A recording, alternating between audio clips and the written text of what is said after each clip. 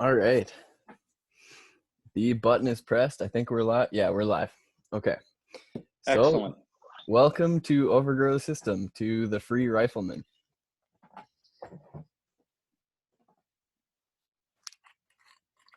You still there? So, yeah, toast to the collapse, brother. Toast to the collapse. Cheers. We are, I think we're seeing quite a bit of it lately. Absolutely. We're in the end game. Yeah, it's interesting because, what I've noticed just in the last week, just take all the craziness that's occurred in the last week and look at people's behavior and how it's changed just in 1 week's time, of how people have all of a sudden started to realize that their thin veneer that they saw in society is not necessarily what they had visioned. Yeah, I mean, it's definitely becoming a little bit more apparent how fragile it all is, you know? Yeah. Well, if you don't mind, I'd like to say that there's three things that I want to start with. And for anybody who's heard some of my recent podcasts, I just like to iterate it because there's always a new audience, and it gives them a couple things to think about and maybe a couple things to look up. And if we have time, we can always circle back to them. Absolutely. The three most important things I'm going to say is malum in se is law. Malum prohibitum is the will of a tyrant. The second thing, the libertarian non-aggression principle, or the NAP, should be the rules of engagement. And the third thing I was going to say is the only rights that anyone has is what they're willing to die or kill defending. I like to start off with that because it kind of gives you an idea of what my moral code is. I think if you could break things down to three, that's pretty simple.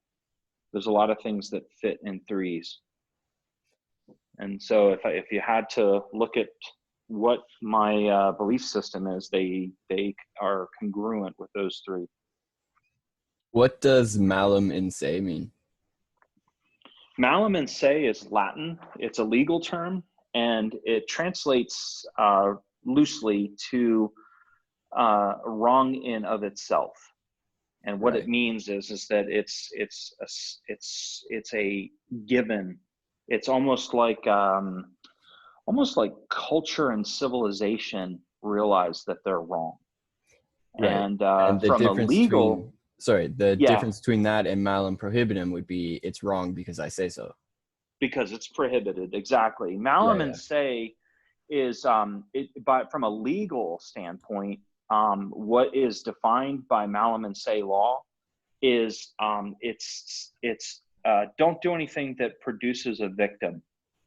Essentially, if you to the degree of property theft, damage of property, all those different things, because there is a victim, not the property but the owner of the property. So if you think about it from that perspective, and if you just look a little deeper into like maybe Blackstone's commentary on law, when Blackstone said that ignorance of the law is bliss, which is, everybody misquotes this all the time and they don't really understand what they're talking about. He was referring to malum in se law. Ignorance of that is bliss. And what he's getting at is that this is something that should be imprinted on everyone. They should all understand that you don't do something that creates a victim. Libertarians like to say, don't hit, don't steal. That's really not that hard to grasp. I mean, we can teach kids that in preschool, but somehow we can't keep politicians out of our pockets, right? It's like the golden rule, Yeah, exactly. Yeah. Do unto others. So, yeah. And I'm not sure if your audience is familiar with the non-aggression principle or not, or if that's a new concept. If you've gone over that in the past. I've never covered it, but okay. My audience is generally fairly, I would assume, libertarian minded, Yeah. Yeah. but it's good to cover Yeah. the bases and explain things.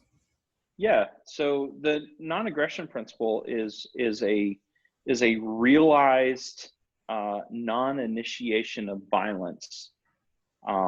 It's almost the NAP is almost like a pact.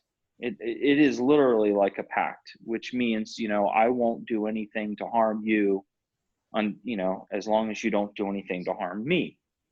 And if you look at it from that perspective, if you made that your rules of engagement and no one ever initiated violence against anyone else, there wouldn't be any violence. It's that simple.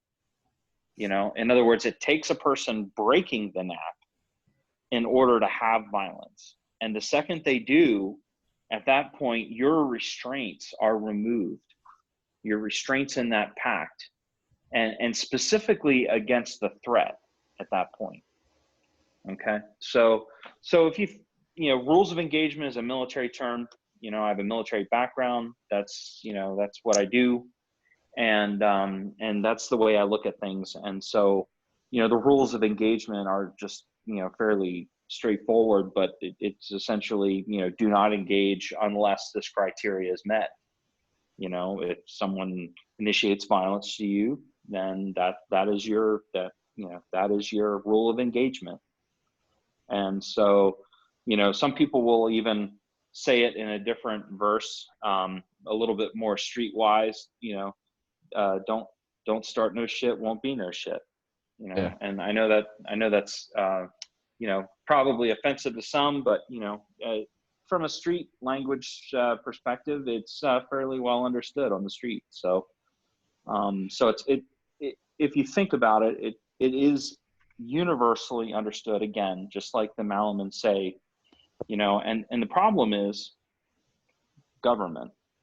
Government wants to control people, and they can't control people if the only thing they enforce is Malaman say.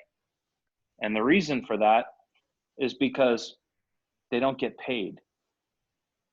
See, if they enforce the law, Malaman say, but they don't rob people of their tax money by way of taxation, which is theft, then there won't be any funding of government.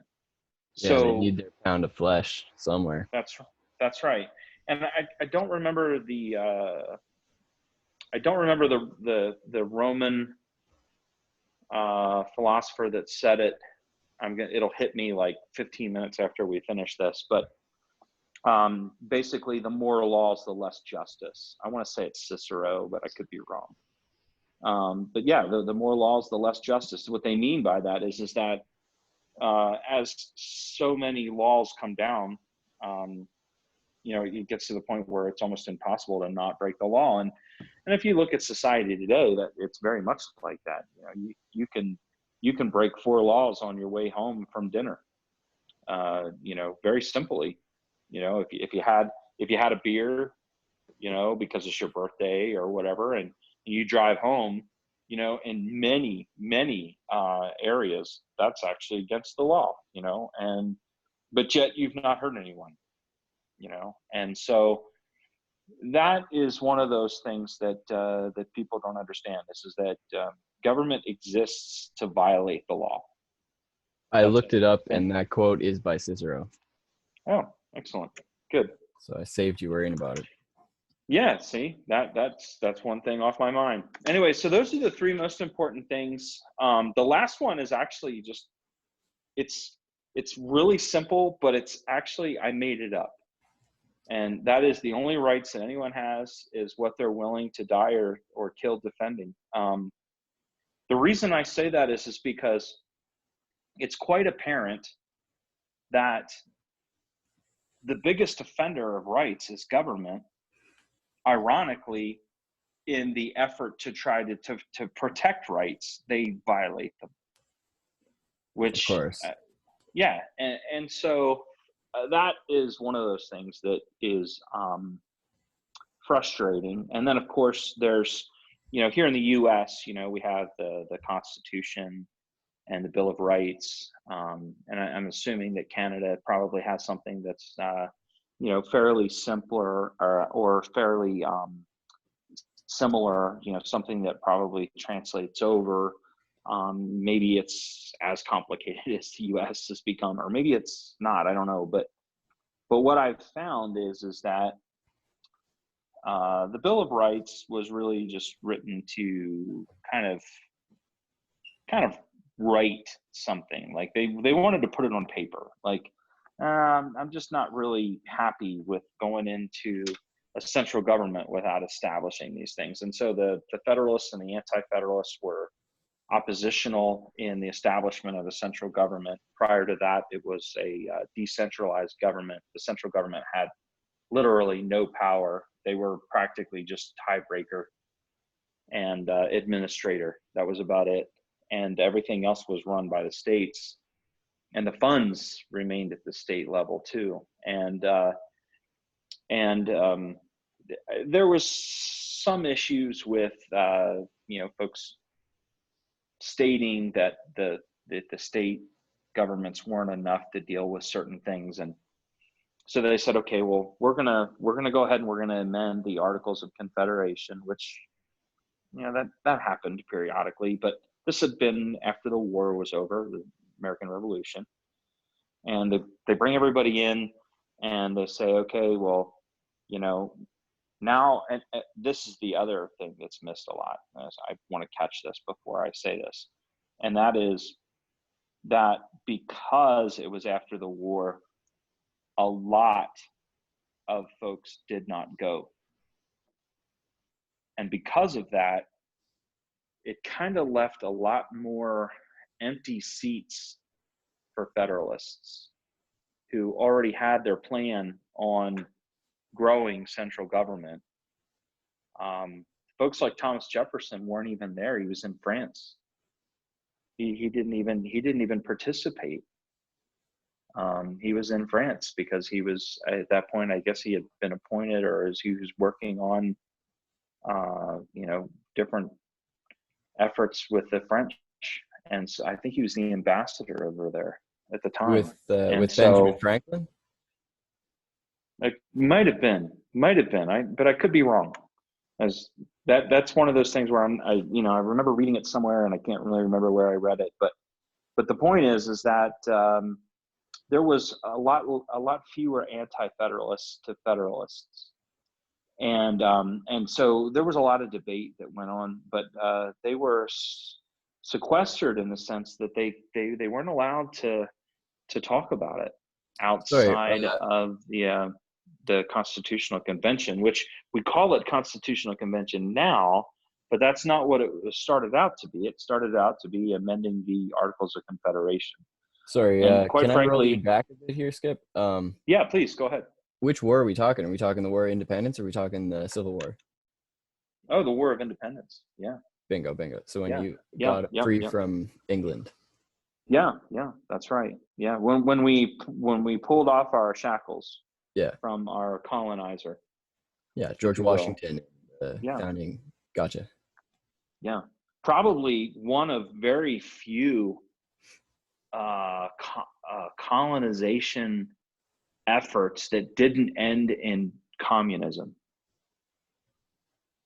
If you look at every other country that's been able to unfetter their colonist ties from who colonized them to begin with, almost all of them ended up in some form of communism, because that was a lot of communists' goals were to destroy colonization.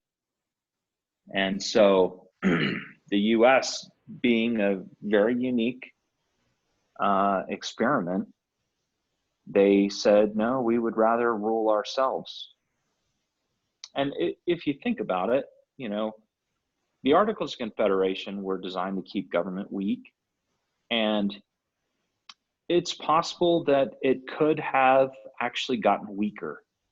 And we could have maybe broken into smaller segments than even just states. And my goal, of course, from a libertarian perspective is that it's self-rule. Instead of having a government, you rule yourself. And there's a lot of criticism against that.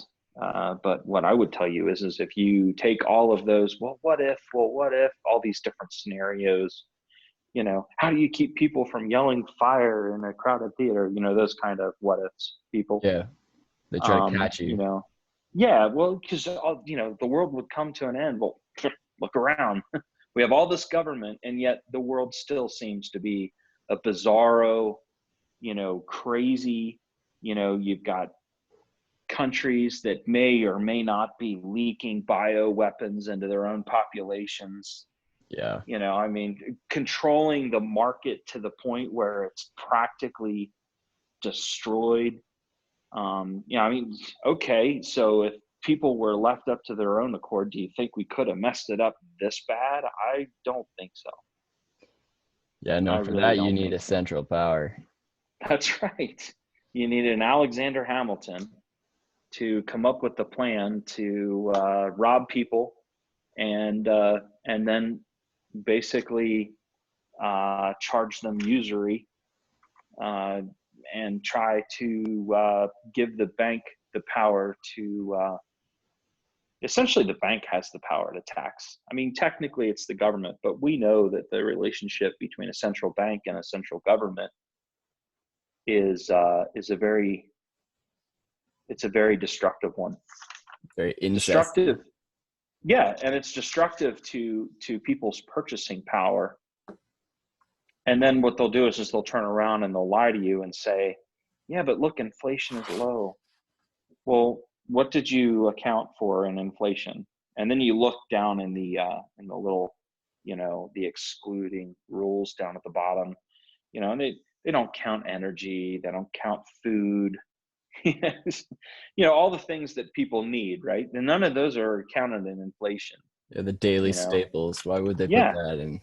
right. Yeah, why? I mean, if you counted food in inflation, people would start to get concerned. See, they might not be happy with their masters. So, but I digress. So those are the three most important things that I wanted to say to start off with. I think it's always good to get it right off the table and get right into it. Absolutely. The next thing your listeners might be interested in hearing is, what is this collapsitarian thing? I mean, yeah, I make some pretty dank memes, and Sure do. I certainly do poke fun of politicians and make memes about making them birds again, tarring and feathering. But really, where did it come from? And I had mentioned this in another previous podcast, so I'll highlight it quickly. But 2016 in the U.S., we had a very contested presidential election that year. That was We're Trump, right? still, yeah, we're still continuing that theme, and I noticed that there was a cartoon character that was lying in bed. There were guns all over the covers. There's a mushroom cloud outside the window somewhere. And then Hillary Clinton is on the television, and the caption read, "Me in 2016." That really resonated with me because I truly have no doubt that the US probably would have been in some form of world war had she been elected. And at the same time, there was almost this, you know, but if it did happen, then it happens, right?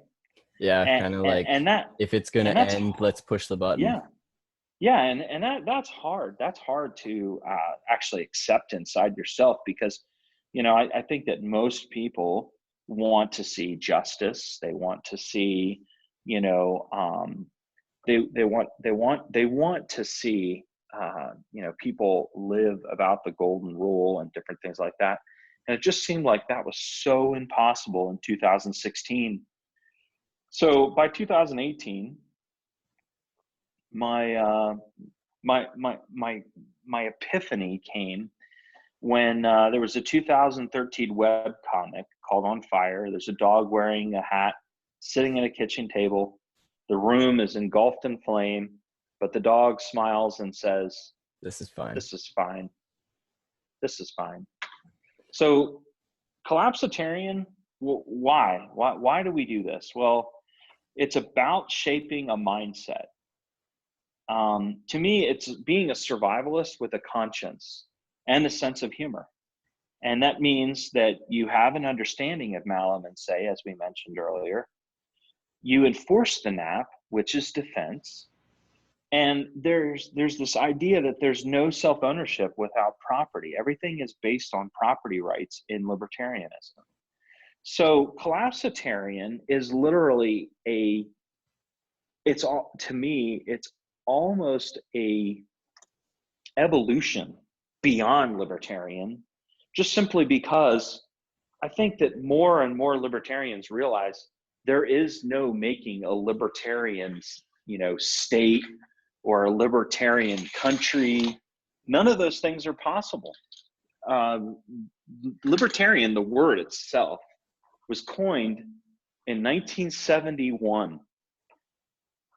That was 48 years ago. And how much of the vote does the Libertarian Party take in American politics? I don't even know if there's a Libertarian Party in other countries.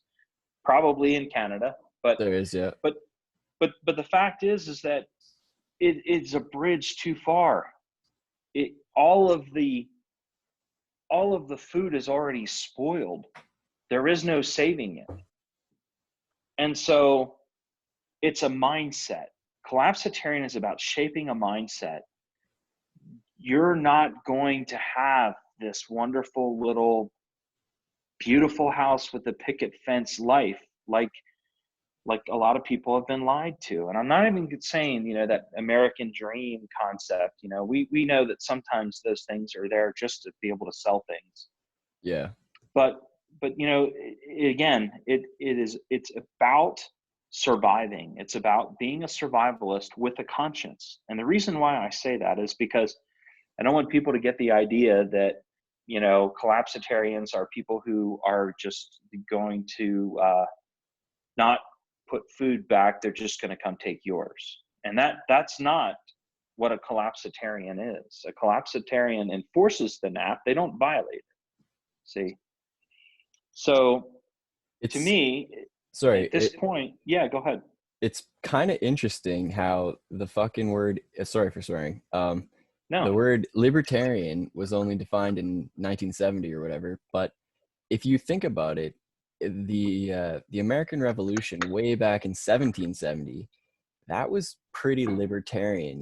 They wanted individual rights. They wanted to be free of the empire, I guess you could call it. it was. That private property was actually a radical notion that came through with Thomas Paine. And that came out of the French Revolution, or inspired the French Revolution. But the idea of private property or property that people own, that was a radical concept at that time. Yeah, because they thought the king owned everything, right? Yeah. The concept of life, liberty, and the pursuit of happiness that you hear people say in the United States, that originated life, liberty, and property. Yeah. And it was changed, I guess, before the document was finished.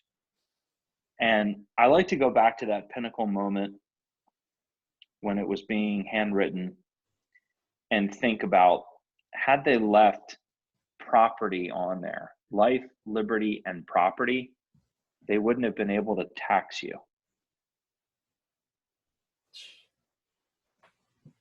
Fuck. So, yeah, exactly. But yet we use life, liberty, and the pursuit of happiness. Like, what the hell is pursuit of happiness?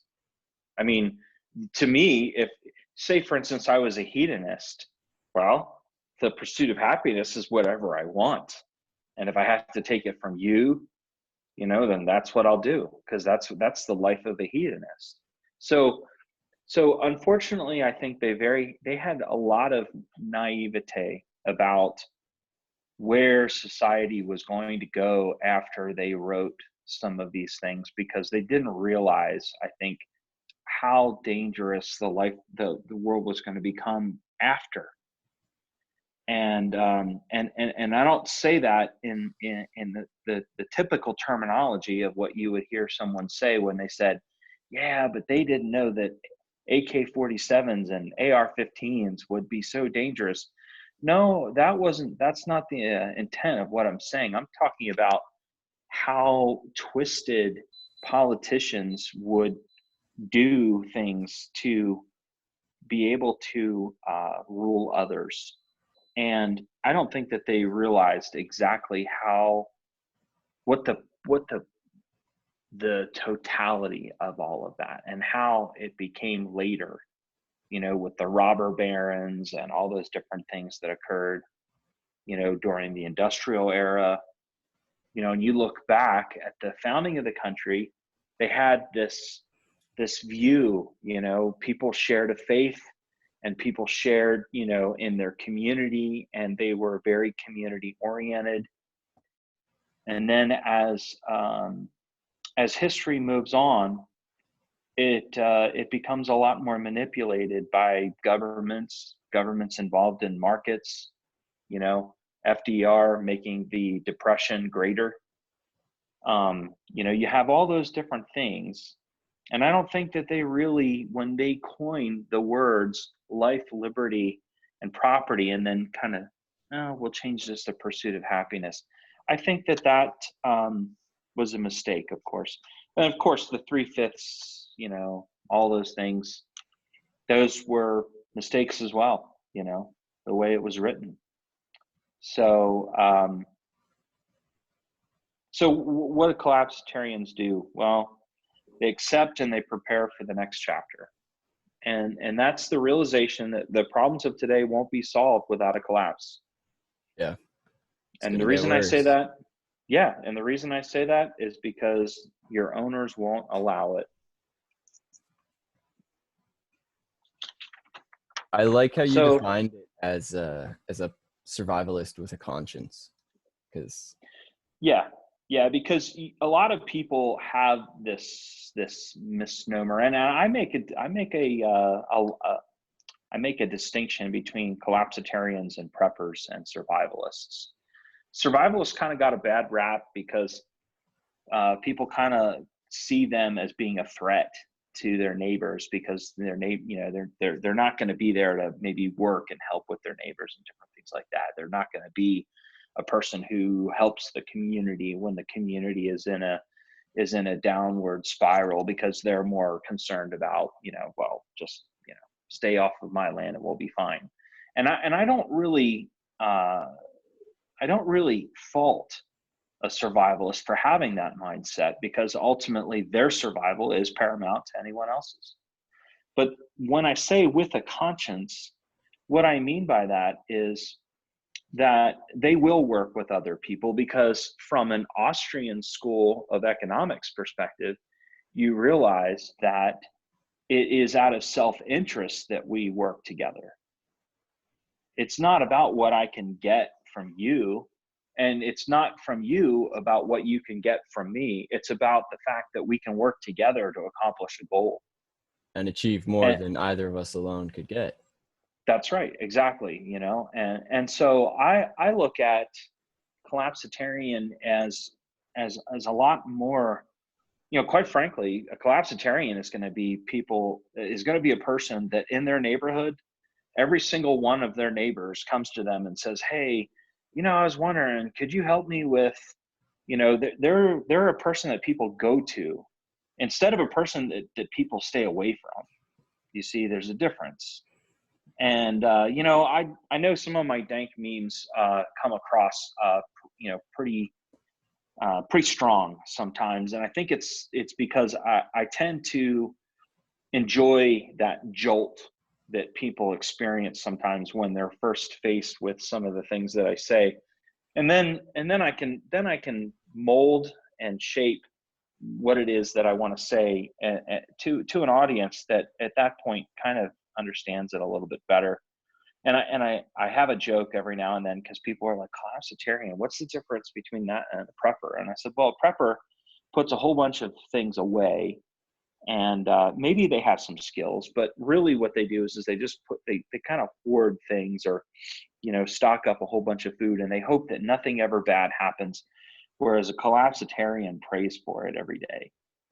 And that's a little shocking for some people. But I mean, at the end of the day, if you realize that nothing's going to get fixed without a collapse, then why not, let's have it happen today, so that we can get started on the rebuilding and re-foment all those relationships within a community that are needed, that in my opinion sometimes lack or fall by the wayside, just simply because people are become so dependent on government services to do different things that they don't really have to learn how to work together to make things happen.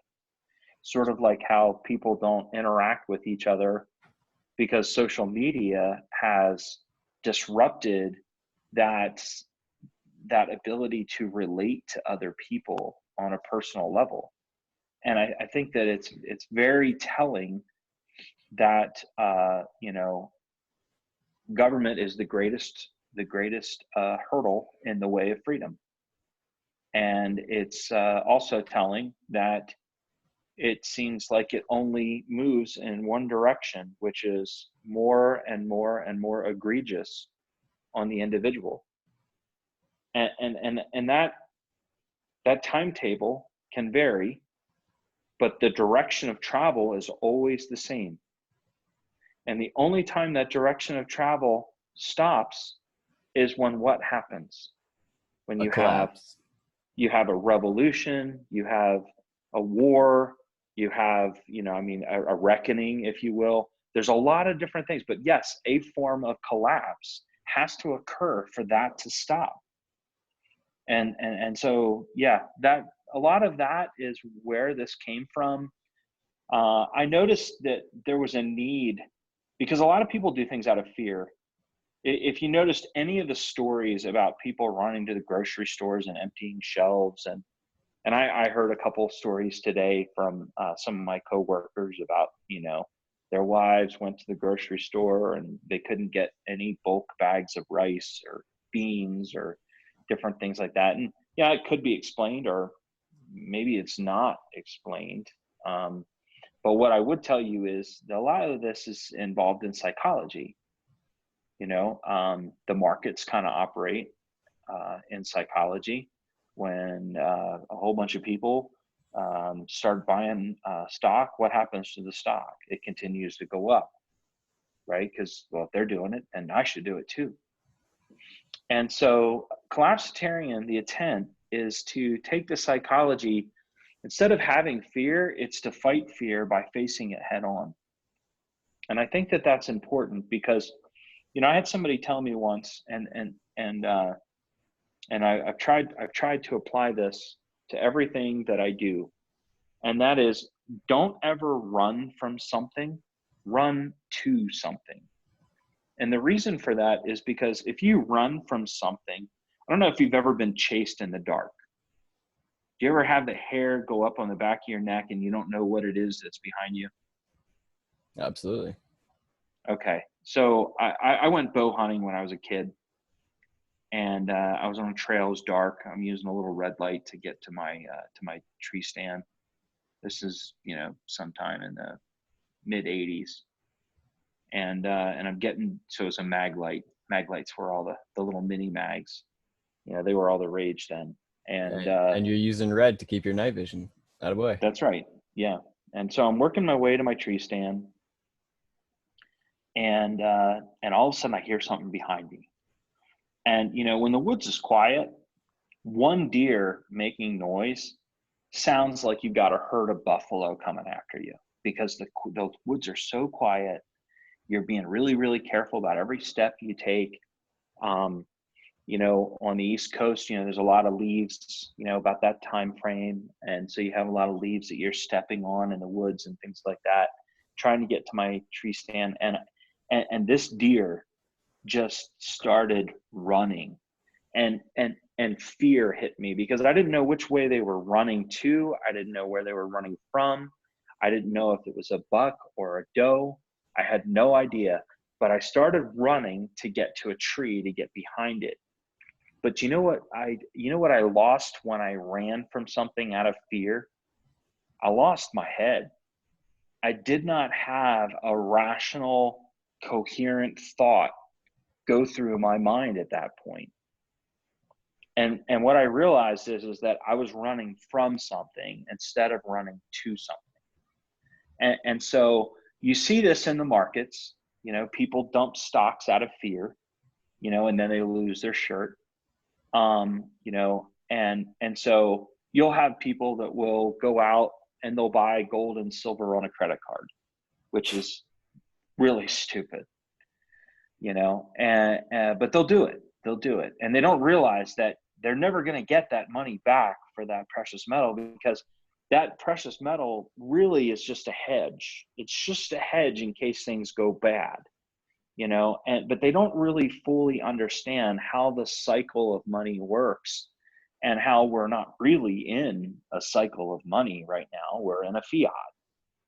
And so that gold and that silver serve as a hedge for the fact that, the fiat, there's no fiat that's ever survived. There's no point in history where a fiat currency has survived. I don't know what the timetable is, but I can tell that we're kind of nearing the dollar, that's for sure. Does kind of seem like it's not very healthy. Well, And I the mean, amount, the British pound is still around, yeah, yeah, it but is. It but it is. used to be But based on it's, silver, and now that's it's right. not. Yeah, yeah, that's right. That's why it was called the pound. Yeah, yeah. So, you had a lot of different economies that eventually governments erode the purchasing power of the people.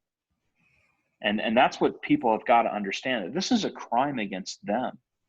Like when I talk about economics and about gold and about money and silver, and I really enjoy Mike Maloney, Gold Silver.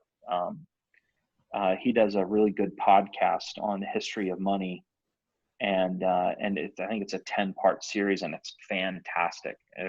If any of you are interested, I highly recommend watching that. I started taking notes, and I had to go and pick up a second notebook because I had literally run out of room in the first notebook, because there was just so many little pearls of wisdom and understanding of how, quite frankly, how bad off we are in our current situation. But That, it that took was understanding. that was Dan Maloney. Michael Maloney. Mike Maloney Michael is his name. Maloney. Yeah, Mike Maloney. Yeah, Maloney, I believe. Mike So Mike Maloney. Maloney. Yeah, and it's gold, silver. Um, I think is what he goes by on YouTube. But if you look up Mike Maloney, you'll find him that way. Yeah, I'll Google him. But yeah. But anyway, I just wanted to drop that out there so that people can learn more, because some of these things that I am sharing is just things that it took me years to try to figure out. And if I can help anybody with a shortcut, that'd be great. But anyway, so the idea is that no one is really coming to save you. We have to save each other. We have to work together to do that. I think right now, currently, globally, what you see is the plantation owners are restructuring. They're restructuring the plantations. They don't need as many people working on the plantations, but it doesn't mean that you're still not owned in some way. And so, that's kind of where that Agenda 21, Agenda 30 thing kind of goes around, and they need to reduce the world's population. They want to move population centers. They want to get people out of the country. They don't want independent food growers. They want, massive, big, big pharma and Absolutely. big agra. where they're run by guys, like Bezos and friggin', you know, all these billionaires. That's what they want. And it's funny because they want that, but then they try to sell everybody on communism, which cracks me up, because it's like, of course they don't want capitalism, because that would mean that people would be taking from them possibly, I read a pretty disappointing article that said that within my lifetime, so within the next 60 to 70 years, all land in every country will be owned by 10 companies. Yeah. Just And at the and rate things are going. and the thing is, if you look at those companies and you look at the people who run those companies, um, they're not doing that for the betterment of society. They're doing that for them. They're oligarchs. So, and Absolutely. that kind of leads me to my next point, which is all of this cannot be possible without their gun control. It's key. This goes down to Bill Buford, saying, in the coming animated contest for liberty, either learn to drive a rifle or ride a rail car. This is a You really know, interesting topic because you approach this from America and I approach this from Canada, and we are in yeah, totally different ball games. yeah, yeah. And my goal is not to end up like Canada. Yeah. And your goal is not to end up like Australia. Or And fucking just like end days yeah, Soviet Russia. and Australia's goal is not to end up like the UK. Yeah. I mean, you can see how this is like a downward spiral. And now you've got, fathers that can't even protect their children from being, you know, uh, raped or taken in as childhood brides because of all of their cultural enrichment that they've enjoyed so much over the last couple of years. It's But if you think about that, it's awful. And we're giving it up. it's a We're crazy giving it time up. here. We have laws Yeah. in Alberta where there's a pretty famous case where a guy on his land, he's a farmer, and there was a bunch of coked out, like just the sketchiest kind of people, and they were coming up onto his land, and I can't remember if they had weapons on them or something, but he shot them, right? And then in court, they they took him to court and they charged him with a whole bunch of stuff, basically saying that he's not allowed to defend his property. Right. And these people were coming up, and who knows what they could have done if they got in his house, Yeah. right? Yeah. Yeah. But see, the court system would rather that than for a person to defend their property, because they want to disrobe and dismantle every faction of individualism that they can. I don't think that that's necessarily their goal. I just think that what results in their process of trying to, it's sort of like social justice. Social justice doesn't start out to make everyone equally miserable, but that's what it results. It also has nothing to do with justice. It's justice No, it for doesn't. some people. It doesn't. If you think about it, it's socialism in society. It's taking socialism from a political and economic standpoint and turning it into the rules for how people should deal with each other, which is pretty awful. So It's I think right now what we're in is that parchments, courts, the quote unquote rule of law, I think these are purely administrative. And I think that's why there's so many efforts that fail, is because people try to cling on to these words that were written in a document and say, yeah, but I have this right. And that's why I say the only rights that you have are what you're willing to die or kill defending. That's it. it's So it's like that old George Carlin joke where he said, "You think you have rights? Talk to Japanese Americans in World War II, and the only right they had was right this way." yeah, You know, I mean, I know this is probably a bad time to bring this up, but if you think you have rights, go get the coronavirus. right? Yeah. I have a follower on Twitter. I won't name her by name, but I have a follower on Twitter that is actually in quarantine, Oh dear. and they did tell her that she cannot post what is happening, and any of the daily ongoings, and describing her environment and what is occurring there on any social media, because they don't want to cause a panic. But I mean, isn't that kind of taking away your right to, It's free horrifying. speech? Free That's speech, horrifying. maybe? Yeah, yeah. It's like that's Soviet Russia, right? Like that's It is kind of, Stalin yeah. I throwing you mean, into a yeah, gulag. yeah. No, I will say, I mean, it could always be worse, right? I mean, they could have just taken her phone when they put her on the helicopter, Yeah. said, nope, you're not going to have this where you're going. Yeah. So, I mean, at least they left her have her phone so she can stay in contact with her family, but they don't want her putting anything on social media. I won't Oh, say who it was that came and talked to her and said anything. I won't say any of that because I don't want to get anyone in trouble. But I do want people to think about that for a second, because what that means, like I said before, that thin veneer, it's not quite, you're not quite as safe as what you think. and yeah. and that and that and that's kind of where collapsitarian focuses on areas that, that it, in my opinion, again, this is just collapsitarian's opinion here for a second, but if you think about it, um, survival is not really a strong suit of many people when society makes so many things that ordinarily you would have to do in a survival situation.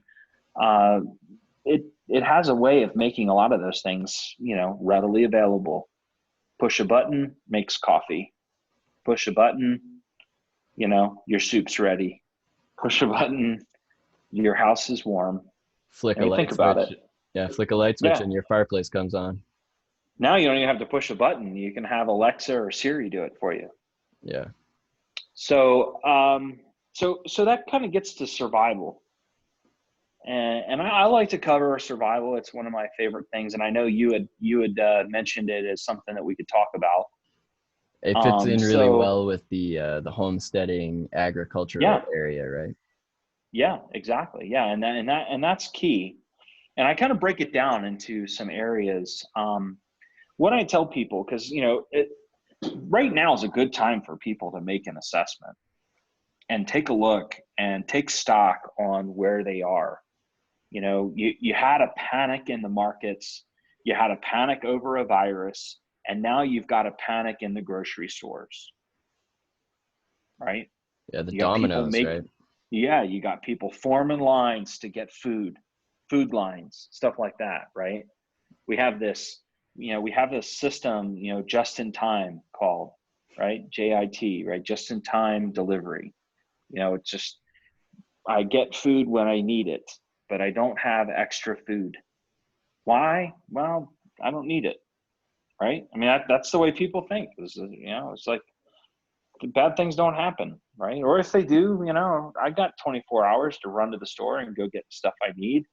If it's going to be a snowstorm or a hurricane, or there's plenty of natural disasters, but this one is not a natural disaster, and we'll get into that. I think I've got a subsection on that too. But this is a good time to make an assessment on a plethora of scenarios. So you sit down and you look at different scenarios, and from there, you include all the uglies of that scenario, everything, all the uglies. Like, I have a car, but if it happens in the winter and I don't have good tires, I'm not going anywhere in that car. I'm going to be on a snowmobile. I'm making it, relative to Canadians here. Yes, yes. Or You more know, more even a dog sled, right? Because then you don't need gas. yeah, or a dog sled. Yeah, there you go. So, include all those uglies in that assessment, because that is where the details are. Then what you do is you take these different scenarios, and then within each scenario, all those, I just call them uglies, because they're pockmarked. Everybody has something they're not proud to tell everybody else. Like for instance, and you and I have talked about this, my ankle. I don't have cartilage in my right ankle, which means if I were to put 100-pound pack on my back today, like I used to, 20, 25 years ago, I would be in a world of hurt Mm-hmm. pretty early, right? That's an ugly. Yeah, you got That's to an plan ugly. around it, right? It means I'm not going 100 miles through the mountains with a pack on my back. That's the ugly truth, right? So then what you do is you rate them by likelihood, and then you assign each one of those like mitigation strategies. So Yeah, you got to you try to plan figure around it. out exactly, plan around what these different things are, and that's a good place to start, I'm in because the quite same boat frankly, with my feet. yeah, I could probably not. I don't think I could walk, 100 miles even without a pack with I broke yeah, both my ankles, so I don't have a good right, leg to stand on. exactly, yeah. And so, so when I say a given scenario could be, you know, um, we're in a solar minimum, for Yes. instance, right? Some people say it's possibly a grand solar minimum. There's a Um, lot saying that. yeah, I don't know if the science is 100% on it, but you know what? I don't wait for the science to be 100% on it. I put in a pellet stove, and I'll be getting that in this summer. I already have it. It's sitting on my porch. You know what else is Um, interesting? Um, yeah, what's at that? the same time as all of this, the everybody's freaking out about climate change and everybody's freaking about the grand solar minimum. At the same time, the magnetic pole has shifted miles and miles, and Yeah, the yeah, magnetism it's a of the Earth trend. it's changing. Yeah, it's moving closer to northern Russia. I mean, I was talking to one of my uncles is an air traffic controller, and he Hmm. talks about how they have to use digital north instead of magnetic north. And he was talking about how recently, like every year, it changes a little bit, right? But recently, Yeah, that's just started to go right up, no comparison. It's going fast now. yeah, So yeah. That's no, that's and being a land navigator, right? I had a grid to magnetic that I had to perform when you're using a compass, because there's a difference between north on a map and a compass. And if you don't, depending on where you are in the world, that could be a couple degrees, or that could be 11 or 18 or 30. Well, probably not 30, but depending on where you are in the world. yeah, And so if you don't make an allowance for that, you could be going a long way off in a wrong direction. So, anyway, to continue, yeah. Sorry. no, it's fine. That's fine. Cheers to the These are collapse. good. Yeah, cheers to the class, brother. I'll tell you, there's good stuff in here. So you pick out that scenario, like I said, the solar minimum. Take a look at that, right? And then you say, okay, what are the uglies in a solar minimum? Well, if you live in a really, really cold area, what does that mean? What impact is that going to have when, your growing season is going to shorten from what it is already, If right? not go away entirely. Right. And so you look at that from that standpoint, you say, okay, well, that means I'm going to have more snow, probably. Maybe not, but probably more snow. And will the roof handle it? Can I handle this much snow? Can I dig out with this much snow? How am I going to go get an elk when snow is up to an elk's shoulders, right? So those are the kinds of things that you have to put into a scenario. Now, all I did was just script a short scenario that says, if this happens, then this and this, right? And then these are uglies. So then we have to, rate them by likelihood. Like, what is the likelihood of, Apophis striking the earth in 2029? Well, it's pretty slim, But unfortunately. But but it is coming between the earth and the moon. Think and if about it that. It's does it's hit, it's gonna it's gonna be like about halfway, not quite halfway, but roughly, it's gonna be closer to the earth than the moon is when which it is passes by. insane. Yeah, it is. I mean, because it's the size of the Eiffel Tower. And they said if it strikes the land, it's actually better than if it strikes the water. Really? Yeah, because land absorbs the energy a lot better than the water. The water creates tidal waves. Hmm. And if it's big enough, it actually can throw enough water up to create either a mini ice age or an ice age altogether. Oh, And the so, idea of Apophis hitting the atmosphere is just horrifying because oh, that amount of pressure hitting the yeah. atmosphere would vaporize so much shit. Like Yeah. just under it, we would have I can't even imagine. Well, there's a really good book that I'm reading, and I take way too long to read a book. I think my wife says to me, she's like, I really think that you like that book too much. And I said, why?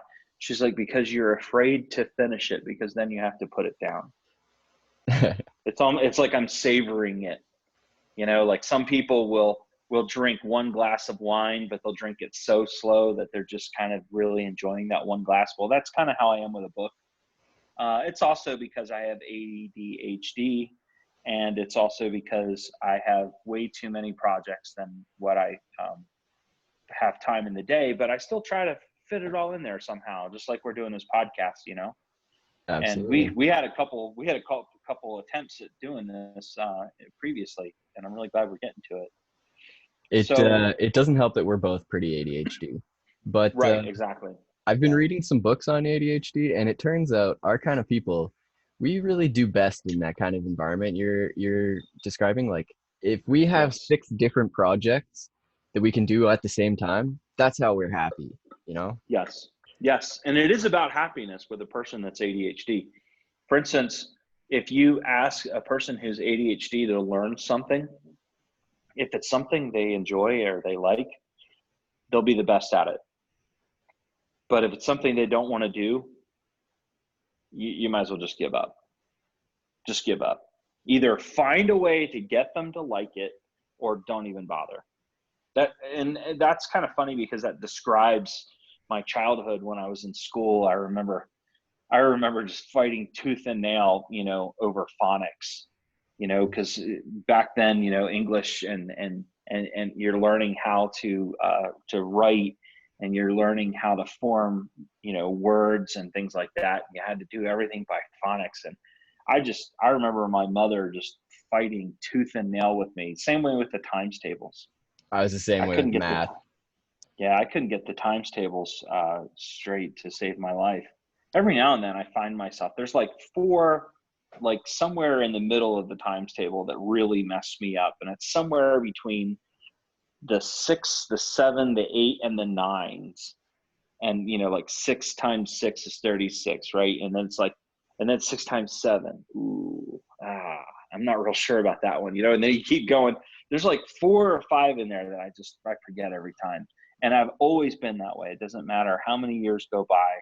I still forget them. I have to look them up. I feel embarrassed about it. But I know that that's something that is just not my strong suit. I have other strong suits. And Absolutely. what's funny is I was like 30 when I found out, or when I actually accepted the fact that I had ADHD. I didn't know. My wife is the one who pointed it out to me, and I was like, no, that's some kind of bullshit a medical thing that they do Yeah. to try to sell Make drugs excuses and for put you. kids and put kids on drugs, on a Ritalin and, 100%, you dude. I know, was like that yeah, for like yep, 15. yeah, I only very recently started taking like the ADHD medicine and reading books about yeah, ADHD and how to yeah, handle yeah, your own. Because it, yeah. How to do it with some kind of natural way. Like for me, I found that if I have a coffee uh, starting out with the day, then the first 4 hours of my day are the most productive of my day.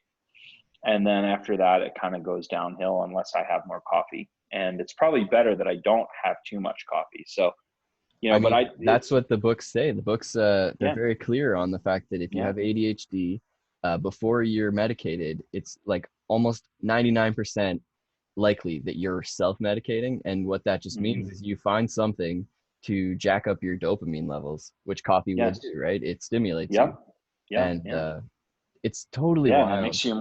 it makes you more productive. Like I'm on the tail end of the day, but if we did this at like 6 in the morning, you'd be like, oh my God, I can't understand a word he's saying. Going a mile a minute. Because I'd be going 100 miles an hour. Yeah. That's But something that they've recently found about ADHD with MRI scans and all that stuff.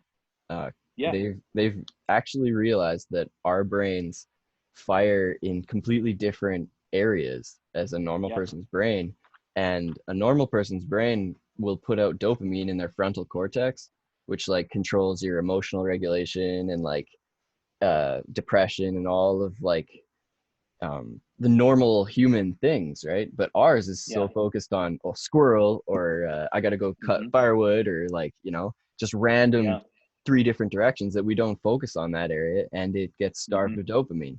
So that's why we yeah, go after these things that give us a dopamine hit because it levels us off with normal people. yeah, yeah. Well, quote unquote normal people, right?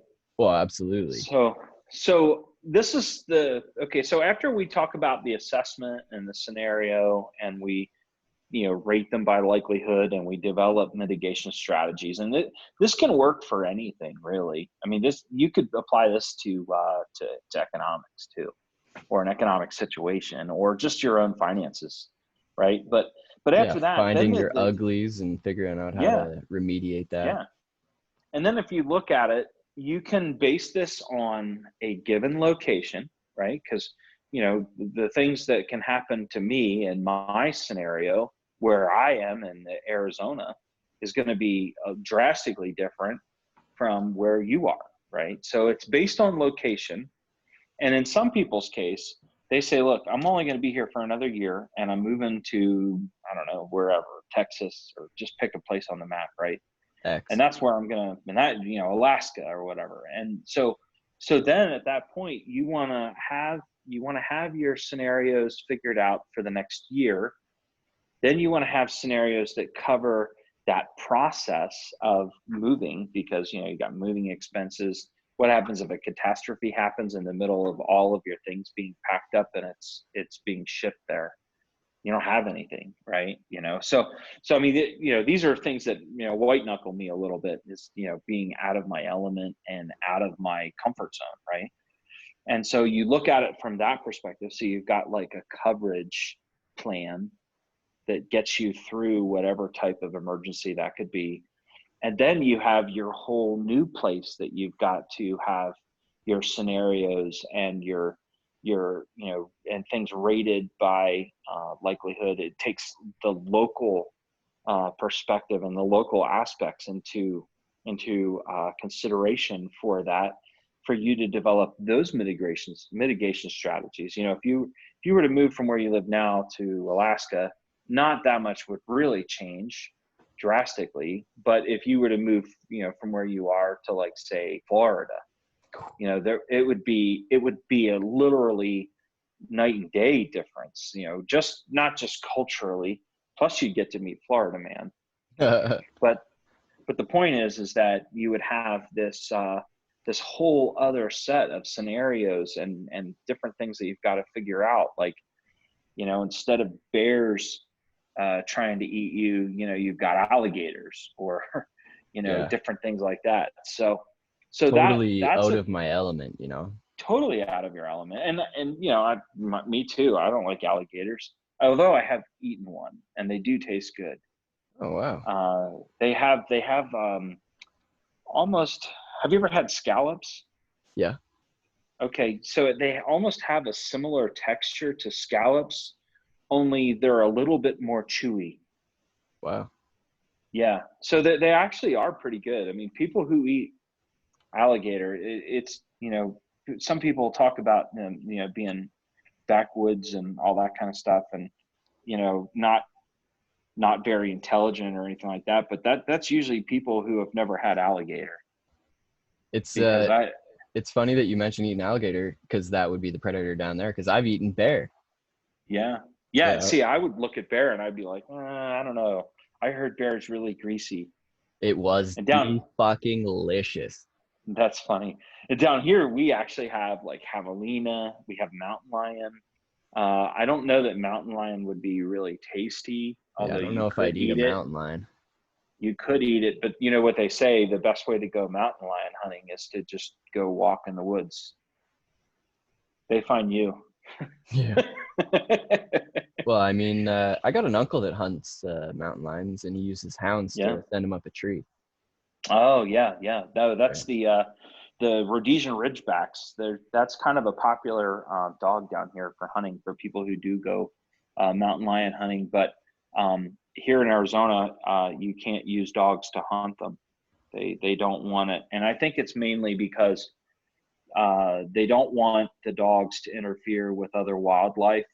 And if they do, then the hunter is liable for it. If they destroy a javelina or they kill a deer or something, then it's out of season and all that other stuff. So they don't let you hunt with dogs here, but maybe bird, and they might allow it for bird because Arizona is actually pretty good for bird hunting. We get a lot of birds that migrate through here, and there's also a very large dove population here. So opening day of dove season is huge here. Oh wow. And it's funny because I can just walk out my backyard with a BB gun and shoot 4 or 5 of them without even leaving the house. There's so many of them. It's crazy. And they're So, they're but yeah. different than pigeons. Oh yeah, yeah. Dove are actually really tasty. What a lot of guys around here do is when they get the dove, they don't actually put the dove in the bag. They just reach in, they rip out the two breast meat pieces out of the front, and they just tear it out, and then they just toss the dove because wildlife will get it. That's absolutely the Something's. exact same as how we do grouse Hmm. season up here. Yeah, When yeah, yeah, yeah, you just step on their legs and pull on yeah, their wings, and the whole thing comes into two pieces, and you get your breast. yeah, And you throw the rest into the bush for a coyote. yeah, yeah. That's yeah. So, but what they do is they'll take that, and then they'll take a jalapeno, and they'll cut the jalapeno, and then they'll slide the dove breast inside the jalapeno, and then they'll wrap it in bacon, and then they'll put them on the grill. It's actually really tasty. I believe it. Yeah, but I that's mean, a popular thing down here in Arizona. pigeons are just rock doves, right? They're a kind of dove. Yeah, sort of. I mean, they're very related. You see them around, and they both seem really stupid. But um, I had to chase 2 of them off. I was trimming that tree yesterday, and that tree is the same tree that they would sit in every single day. And of course, what do? They poop right there, off the branch. And so I get this pile, like right there in my yard, and it drives me crazy. And so I was like, this tree, the leaves are blowing into my pool because yeah, we have pools down here. And I'm like, the Nice. leaves keep, yeah, the leaves keep blowing into my pool when they fall off the tree. It takes forever to clear the pool of all these leaves. And finally, I had enough. My wife really wanted to get rid of the not the tree, but just trim it back to the point where at least the doves are not making this mess that they're making, like right there by the edge of the pool. And it was really driving her crazy. And so it's a lot of work. We're still not done. We have piles and piles and piles of branches that are like larger than your arm, some of them the size of your leg, at the base, and so heavy you can barely move them. And I piled them as high as I could. They're like 6 feet high, And so I'm going to have to cut them down, but it's raining tonight. So tonight was not going to be a night that we were going to cut anything. I don't like running a chainsaw in the rain. I have bad memories doing Yeah, that's not smart. that. Getting So all anyway, sticky. so the location or relocation, I did want to make just one small point, and that is uh, Strategic Relocation is a really good book by Joel Skousen. So I was going to mention it one more time. Strategic Relocation. It's Wrote written that by down. Joel Skousen. Yeah, he wrote two really good books. Strategic Relocation is one of them. It's called A North American Guide to Safe Places. And this guy specializes in this kind of thing. Like the US government consulted this guy when putting, different things in different places, because this guy is like the expert. And then another book that he wrote, which doesn't really fit right there, but we're talking about him, is called The Secure Home. And I have both of these books. They're actually really good. There's lots of neat things to read. And it talks about architectural design, construction, and remodeling of self-sufficient residences and high security retreats. Oh, nice. So yeah, so it's a very thick book. There's a lot of detail, and it goes into things that you're like, wow, I would have never even considered that as an option. And this is the guy that, like, the ultra rich will probably pay to build his bunkers and stuff like that, because he Yeah. really knows what he's doing. He plans all that kind of stuff, and he's good at it. So my sister met him, and she said he's a fascinating man. You'd But have to anyway, be to write a so book like that. oh, absolutely, yeah, and the books are excellent. They really are. And you can always go and look at the website where I think he self publishes his books or whatever, but you can go to where the books are sold. And he says that he has an update on his internet website every six months, so that the printed edition of your book will never be out of date. So I think that's pretty cool. Hmm. And it's called let's see, Secure Home website is www.xsw.com. Secure Home. I'm assuming that there's a login and password for that one. And then the other book, I don't have that, but I just thought it was neat to own the book and read it. Let's see if the other one is listed in here. I'm looking real quick. Sorry for the delay. Oh, don't be sorry. This is good. I love books, as you can tell.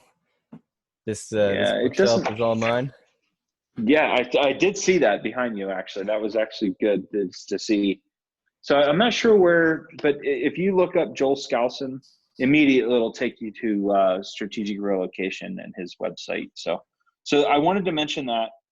Then you were talking about homesteading. I'm all about resources, because to me, there's a lot of books that I won't sit down and read, just simply because I don't find them that interesting. These are books that I wouldn't leave home without, if something were wrong. And Homesteading is a phenomenal book. Or Back to Basics is one of my favorites about homesteading. There's a Back to really, basics. really good, it's called Back to Basics. It started out as a Reader's Digest book. First edition and second edition was when Reader's Digest was a really popular production. The third edition, which is the one I actually have the second and the third edition, but the third edition is the only one I brought in. It's after Reader's Digest kind of went away and stopped publishing, and so it's an S&T or S&P book. S&P is what it is. So, but third edition, Back to Basics, you can get any of the editions and be wowed. You'll be impressed. Goes into all different types of building techniques, preparing the land, just a phenomenal amount of information available. There's also, since you like books and we are on the subject, I do love there's books. another book called Diary of an Early American Boy. And I'm looking for it because I don't know if you'd even find it in publication anymore, but I was looking to see if I could find who the author was, and I did a book report on it when I was a kid, and I actually really enjoyed that book. It was Diary phenomenal. of an Early American Boy. Yeah, Do you yeah, ever use the and it website Thrift Books? no, It's kind of like I have an not. eBay website for books. Oh, so like how Amazon started out selling used books. Exactly. Thrift Books is used Yeah, books, and you can pick up like really good books for like $2 a piece. It's interesting. it's totally wild. Books. I've never really had many other possessions. Like whenever I get like extra money, I go to like a used bookstore and I pick up a book, and Yeah. that's just kind of what I keep with me. Um, Well, I found it. It's by Eric Sloan.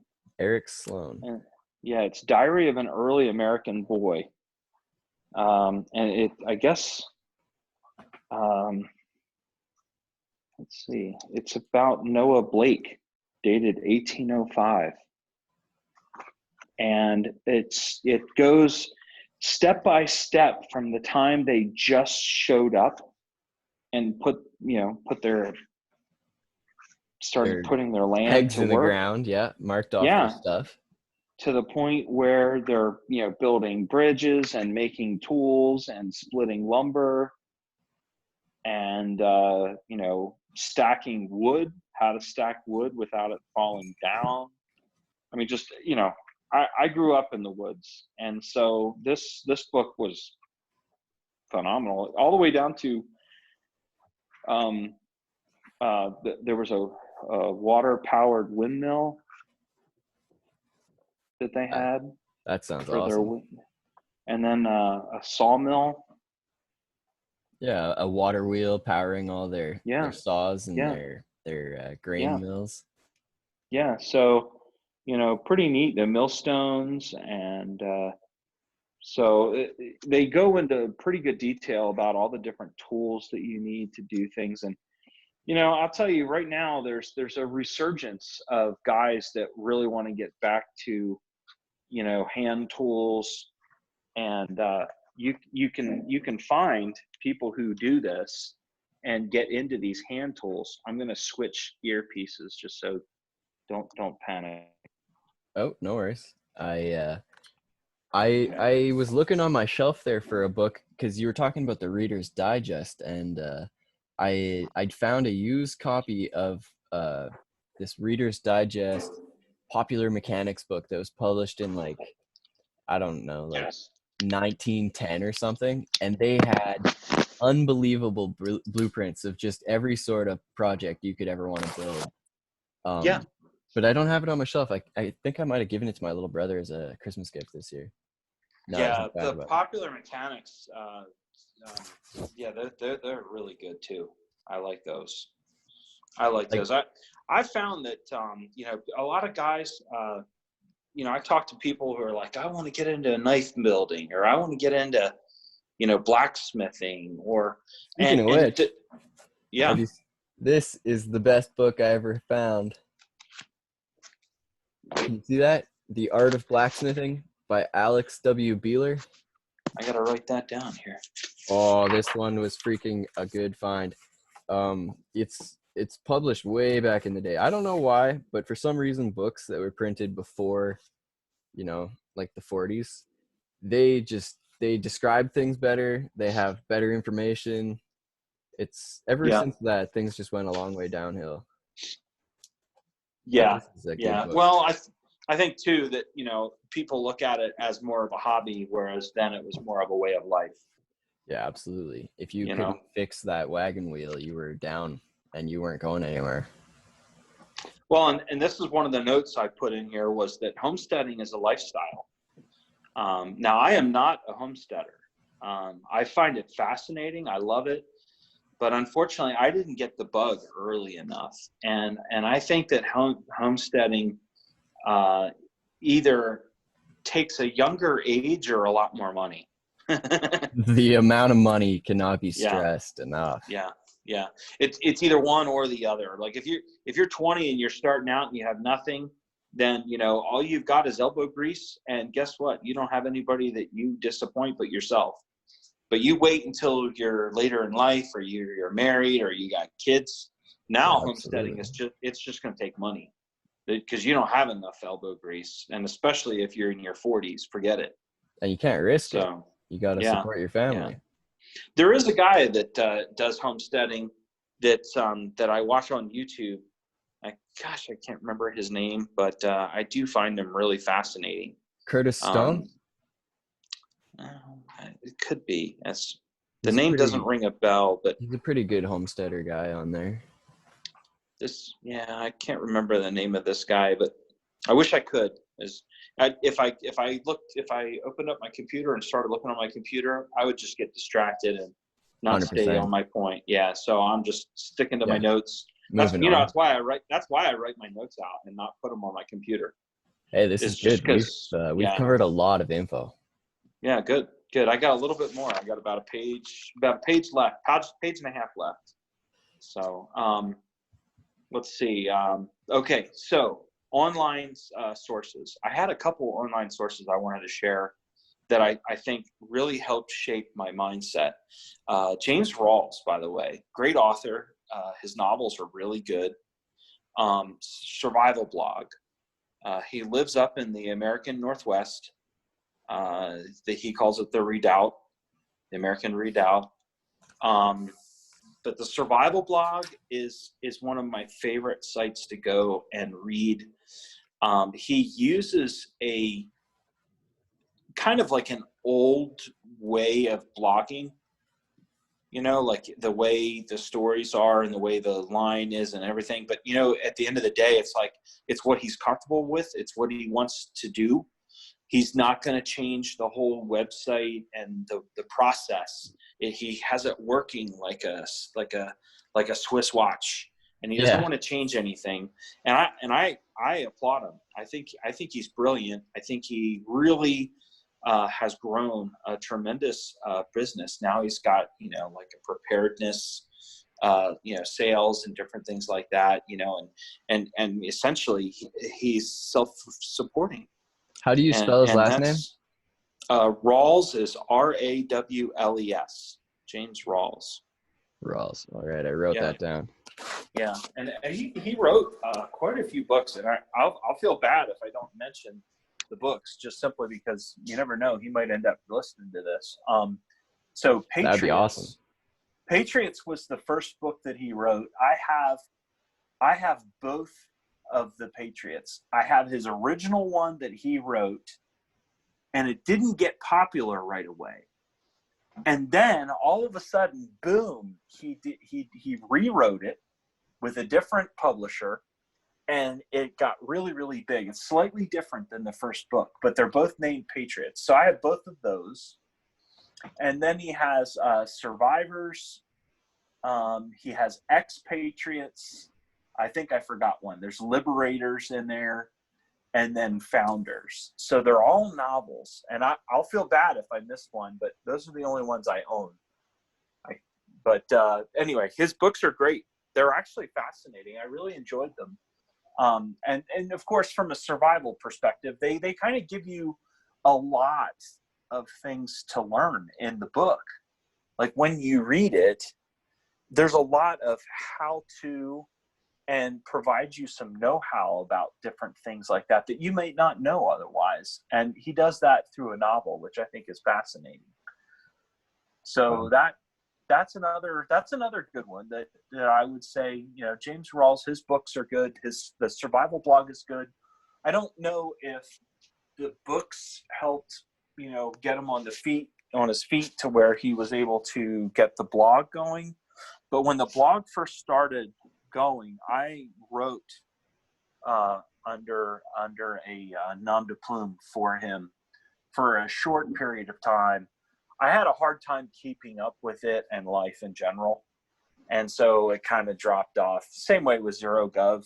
I would write for ZeroGov, and then I just got really busy. And it's a lot harder to pick something up if you don't put it, you know, if you've put it down for a long time.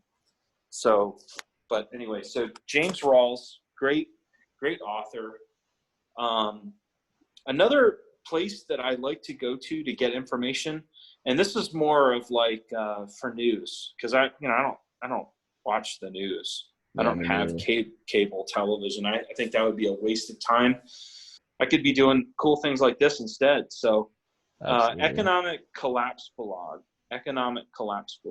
and it's by Michael Snyder. You might recognize that name. Michael Snyder does a lot of writing on economics, specifically about where things are in relation to, like, say, the M3, you know, which is the actual, you know, number of dollars in circulation versus the M1. So there's like all these different ways that they count money. So the Economic Collapse blog is another one. I go to them probably every day. I also like SHTF plan. Shit hit Shit the hits fan the plan. fan plan. Yeah, I go there too. They mirror a lot of what Zero Hedge publishes, by the way. So a lot of what Tyler Durden writes in Zero Hedge, you're going to find on a SHTF plan as well. So anyway, so I just wanted to point those out. Now, On this topic of online procurement, there's yeah, one that you might like. It's called the Survival Podcast. yes. It's Jack Spurko. Mm-hmm. He does a really good job of like the agricultural side of how you can Yes. be self-sustaining. Yes. Yeah, I have actually seen him, and I do like him. Yeah. Yeah, there's quite a few guys out there that do some really neat stuff. I feel bad I can't mention them all, but we'd be here 8 hours if I did, because Absolutely. they're great. They're great. I mean, that's the kind of stuff that I like to read and learn more about. And quite frankly, when I read it, all it does is make me want to learn more. You know, it makes me want to dig into it more. I want to, you know, when I read something and somebody says, oh, well, this is how I do this. You know what I say to myself? I don't say, oh, I could do that if I had to. No, I say, I can't wait till I can set the conditions to be able to do that. Like, I'm busy right now, but maybe in the next month or maybe in the next year, you know, I've wanted to do a blacksmithing, you know, like a forge and a place to form steel, not anything exquisite, not the beautiful stuff that you see a lot of blacksmiths use, Yeah. but something very rudimentary and something very basic just Oh, to get started. do you want to talk about Yeah. that? Because I would love to talk about some blacksmithing setup. Oh, well, I you don't want know, to derail your. I don't want to derail your no. conversation. Unfortunately, I mean, what I've looked at is like forges that you can make that use propane, Yeah, which, you know, of course, is not really. That's not really like a collapse scenario, because there's not going to be an inordinate amount of propane or natural gas for that matter, because a lot of that stuff will get either shut off or rerouted. that's a good point. Um, A coal yeah, and forge is a so. lot more collapse oriented, although Hmm. in the current state of what we're in, Yeah, I run a propane forge, and I mean yeah. I would never want to go back. It's Oh, something it's simpler. worlds difference. Yeah, Yeah. I've watched guys do the propane forge. I have a plan to make one, where, you know, you have the concrete in the one half, and then the concrete in the other half, and then the blowers that blow down, Yep. so that you basically go in from the end. That's what I would like to do, mainly because what I want to work is going to be probably blades and you know, tomahawk heads. Of course, you know, I like to throw tomahawks. I know this is also a Canadian thing, because Canadians throw tomahawks as well. We have a The lot of axe throwing up Northwest, here. yeah, the Northwest is the same way. There's the Frontier Days and things like that. That's actually what got me back into throwing tomahawks. When I was a boy, I threw, and the tomahawk that I learned to throw on, my dad got when he was a boy at a camp in Canada. That's I don't awesome. remember exactly where, but I could look it up, but I don't remember exactly where. But Do anyway, you, so if you want to look up anything, what I would say you should look up is it's called a ribbon burner. My forge okay, isn't a yeah, ribbon burner forge, but if I could do it again, I would build a ribbon burner forge because they are okay, just the pinnacle of what I've found so far. It's it's basically just like you're saying, you get a propane setup with a blower, but yeah. the way the ribbon burner works is it's I mean, it's hard for me to describe it. It just the fire comes out of tons and tons of these tiny little holes instead of just the one, and you get Oh, the okay. fuel and the air mixing before that, and basically it Makes just it means that makes you it hotter. can it way hotter, right? And for Yeah. way less fuel. Yeah, if you're interested in starting a forge, there's a whole lot of DIY ribbon burner forge setups that you can find Yeah. on like YouTube and all that. You know what else I want to make is a draw knife. I did. Absolutely. This sounds really stupid because I can buy a draw knife for like $12.99 down at Harbor Freight or someplace like that. True. But the thing is that I like working with wood. I like working with steel. Those are kind of my two passions, along with firearms and throwing tomahawks and just all that kind of stuff and drinking bourbon. It all just sounds very, Cheers to uh, bourbon. yeah, it's all related. It's all related. Um, and so what I've found is that um, it's just I have too many loves and passions to be able to pursue them all at the same time.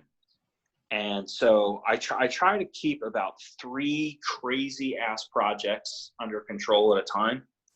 And if I go outside of that, I start to spiral, and my wife starts to lose faith in my ability to accomplish any of them.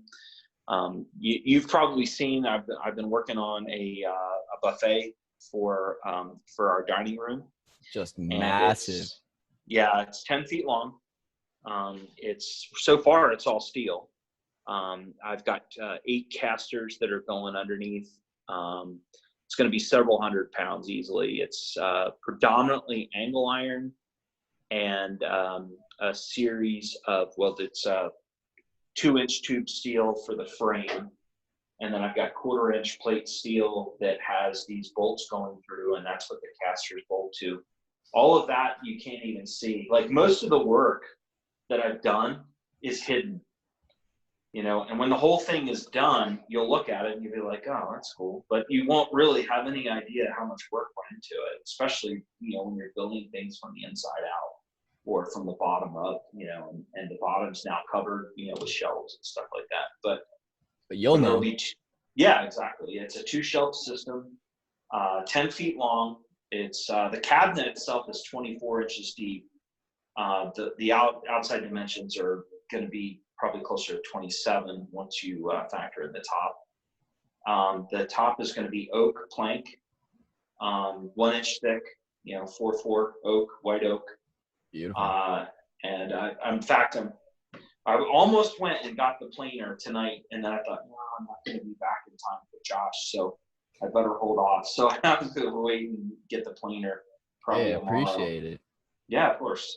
I got the joiner a couple days ago, and so I'm going to be doing that. And then the other thing that's really exciting is, for the first time, I'm doing rail and style doors.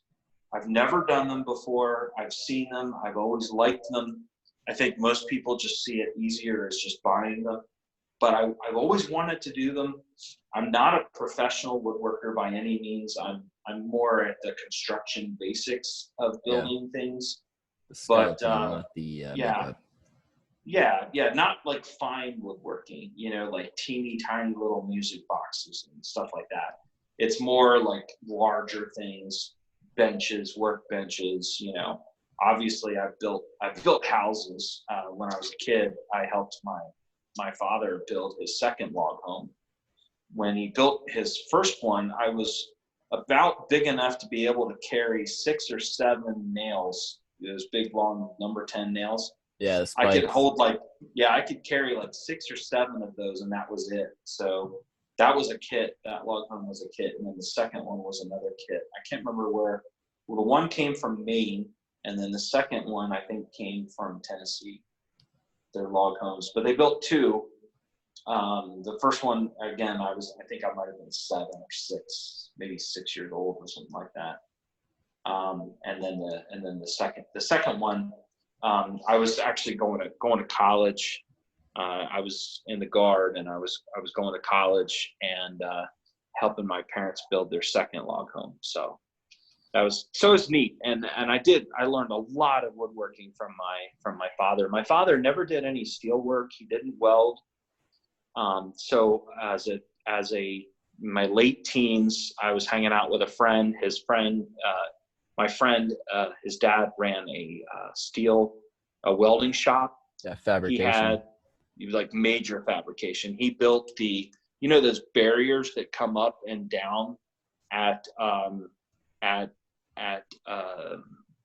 that like stop vehicles. Like a parking garage. Well, the entrances to nuclear power facilities. So he had the contract for building those barriers that would come up out of the ground. And the rule of thumb was that it had to stop a speeding concrete mixer. Yeah, that was the standard. Shit. That was the standard. It had to be able to stop like an 18-wheeler or a speeding concrete mixer. They figured both of them had roughly the same mass, when they hit. And so I actually got to watch the video. I didn't get to go see it, the test, but I got to watch the video that they brought back from running this concrete mixer into a barrier. But I actually was there, and I got to help build some of those barriers. I learned how to stick weld when I was about 16 or 17. And then I didn't get certified until much later, but I enjoy MIG welding. I like stick welding. It's just that you kind of, when you're doing things on a budget, you kind of have to pick, and so MIG welding seemed to be a little bit more congruent with the things that I was trying to do. You've seen pictures of my Land Cruiser and the trailer that I tow behind it and stuff. So that kind of set what my effort was going to be, is going to have to stick with MIG. So I gave up my oxyacetylene dreams, because I love welding with oxyacetylene. It's one of my favorites. It's slow. It's the slowest welding, but it can also be the most beautiful. And if I had to list the things that I want to get under my belt, welding is at the very top, 100%. Yeah. Like I've got my forge going a little bit here, but without welding, it's just not the same, right? Well, and you can start pretty economically if you don't go crazy. And that's the thing. This is it. If you talk to a professional welder, they're going to look at you like an idiot if you buy anything other than Miller. Yeah. But I mean, but come on. But somebody bought their welder. Exactly. I mean, it was either a company or it was, and maybe they were able to buy a Miller used for a lot less and stuff like that. And I was down at the steel shop this past weekend. Actually, I had to pick up some more angle iron. And when I was there, for the buffet, finishing up the last bits of it, and then I'm going to start working on doors, which is why I got the planer and the joiner. And I've got a router bit that I'm going to do for the rail and stiles, and then I need something to do window panes. I can't remember what they're called. Some woodworker's probably going to say something nasty about me, but I can't remember what the actual router bit is to make that. But I want to make these window panes so that these windows look old, but it's going to be oak. But I want them to look old, and then I want to put glass in there that kind of has like the bubbling in it, that kind of looks old. Yeah. Mm-hmm. Yeah. So that's what I'm going for. You could start pretty inexpensively. I'm going to have a lot of hate mail on this one, but you could start pretty inexpensively with like some of the newer Harbor Freight welders. There's a couple of them that will do like stick. They'll do MIG. Some of them will even do like AC, DC, and MIG. I'm really surprised at how many processes they're able to fit into one little box anymore. I've been weighing the pros and cons between just an old school stick arc welder Yeah, and like a one of Lincoln, like a yeah, Lincoln. Yeah, well, or even just like a cheap ass Harbor Freight one for just yeah, learning. yeah, Um, yeah. but then you've got those new school, like it's almost like a MIG, but you don't need a gas. Do you know what I mean? Oh, flux core. Yeah, where it feeds the Yeah, wire. yeah. Now, flux core is actually older than. I don't know how old it is, but I know flux core is. It. There's some things that are better about flux core. You can use it when it's a little windy because the stick, the wire itself, actually has the shielding gas in it when it Yeah, ignites. yeah, So there's some benefit there because you can flex core in the wind. You can also use it with lower amounts of power. Like for instance, a lot of flex core welders are 110. You don't need yeah. to have Household. like a special. Yeah, you can just use special or ordinary. And so I do have a flex core as well. It's a Lincoln. But before I really knew that much about welding, I just was like, oh, this looks like a good welder. I was like, I'm gonna get this one. And I had done some research about flux core, and I didn't want to have to change any of my electric in my old home. So when I was going through my welding classes, I was like, well, I really want to get oxyacetylene because that was the first class I took. And I started realizing that if I went and I bought a welder for every class that I took, I was going to have 4 welders, and that was going to be a lot of money. And Absolutely. so I stuck with the oxy or the flux core for, I don't know, probably 8 years or so, maybe. And so I got pretty decent with it. It spatters a lot. It's a lot dirtier of a welder. If you don't care what the welds look like, but it'll be strong, flux core is fine. If you want welds to look pretty, MIG and oxyacetylene are probably the 2 best welds. TIG, of course, but Yeah, I don't. TIG's out of it's an unobtainium for me. I just don't see absolutely. it as, it's not practical enough for me to go buy it. So But expensive. Oh my God. yeah, yeah, but you'd be fine. The other thing I would say is if you're going to do anything that's thick, like bumpers, you're doing, welding stuff to frames of vehicles or, stuff like that. Anything that's like 1/4 inch, upwards to 1/2 inch, right? When you start talking that kind of steel, then you absolutely positively have got to go stick. That's kind of what I was leaning It's towards. Just go old Yeah, school, figure out stick, get good at it, yeah, because you yeah. get better Most penetration, farmers, right? yeah, you do, and you get a lot more amperage. You get a lot more amperage going through the steel, and that's how you get a lot better welds. And so, you know, you like I have 180, amp MIG, right? And that's pretty good. I mean, I can do 1/4 inch. I can even do 1/4 inch on top of 1/4 inch, and still do okay. I have to do like a couple passes, kind of deal. Like you'll do 1 pass, and then over top of it, you'll do 2 passes. And then Right, over right. top of that, you'll do 3 passes kind of deal. And then you fill it like that. And you can get a good weld like that. It takes a little bit, but you can do it. And it's strong. You'll get good penetration. But that 180 is what makes the difference. If I was trying to make weld for like 125, I wouldn't be able to touch 1/4 inch. I might be able to touch like 1/8 inch on top of 1/8 inch, or maybe 1/4 inch onto 1/8 inch. But trying to do 1/4 inch to 1/4 inch is like a flat weld or something like that, or a butt weld. That'd be really tough. So, but yeah, and there's a couple of welding books out there that are pretty decent, but there's this is part of the problem, and I know this about me, and you might struggle with it too. When you first try to learn about something, there's so much information that you don't really know where to start. And it seems like every time you go to like a blog, that like welding 101 or whatever. And then it just takes you a rabbit trail. And then you're like, oh, but is this what's right for me? I don't even know. And so that's half the journey, is just trying to figure out what will apply, best for you, and in what your situation is, as far as what you want, what you want to weld. If you want to do thin stuff, I would say MIG. If what you're going to do is going to be heavier, like almost like farm equipment, farm implements, Yeah. snow plows. Yeah. I'm sure snow Fixing the plows MIG frame on a welded. disc. Yeah.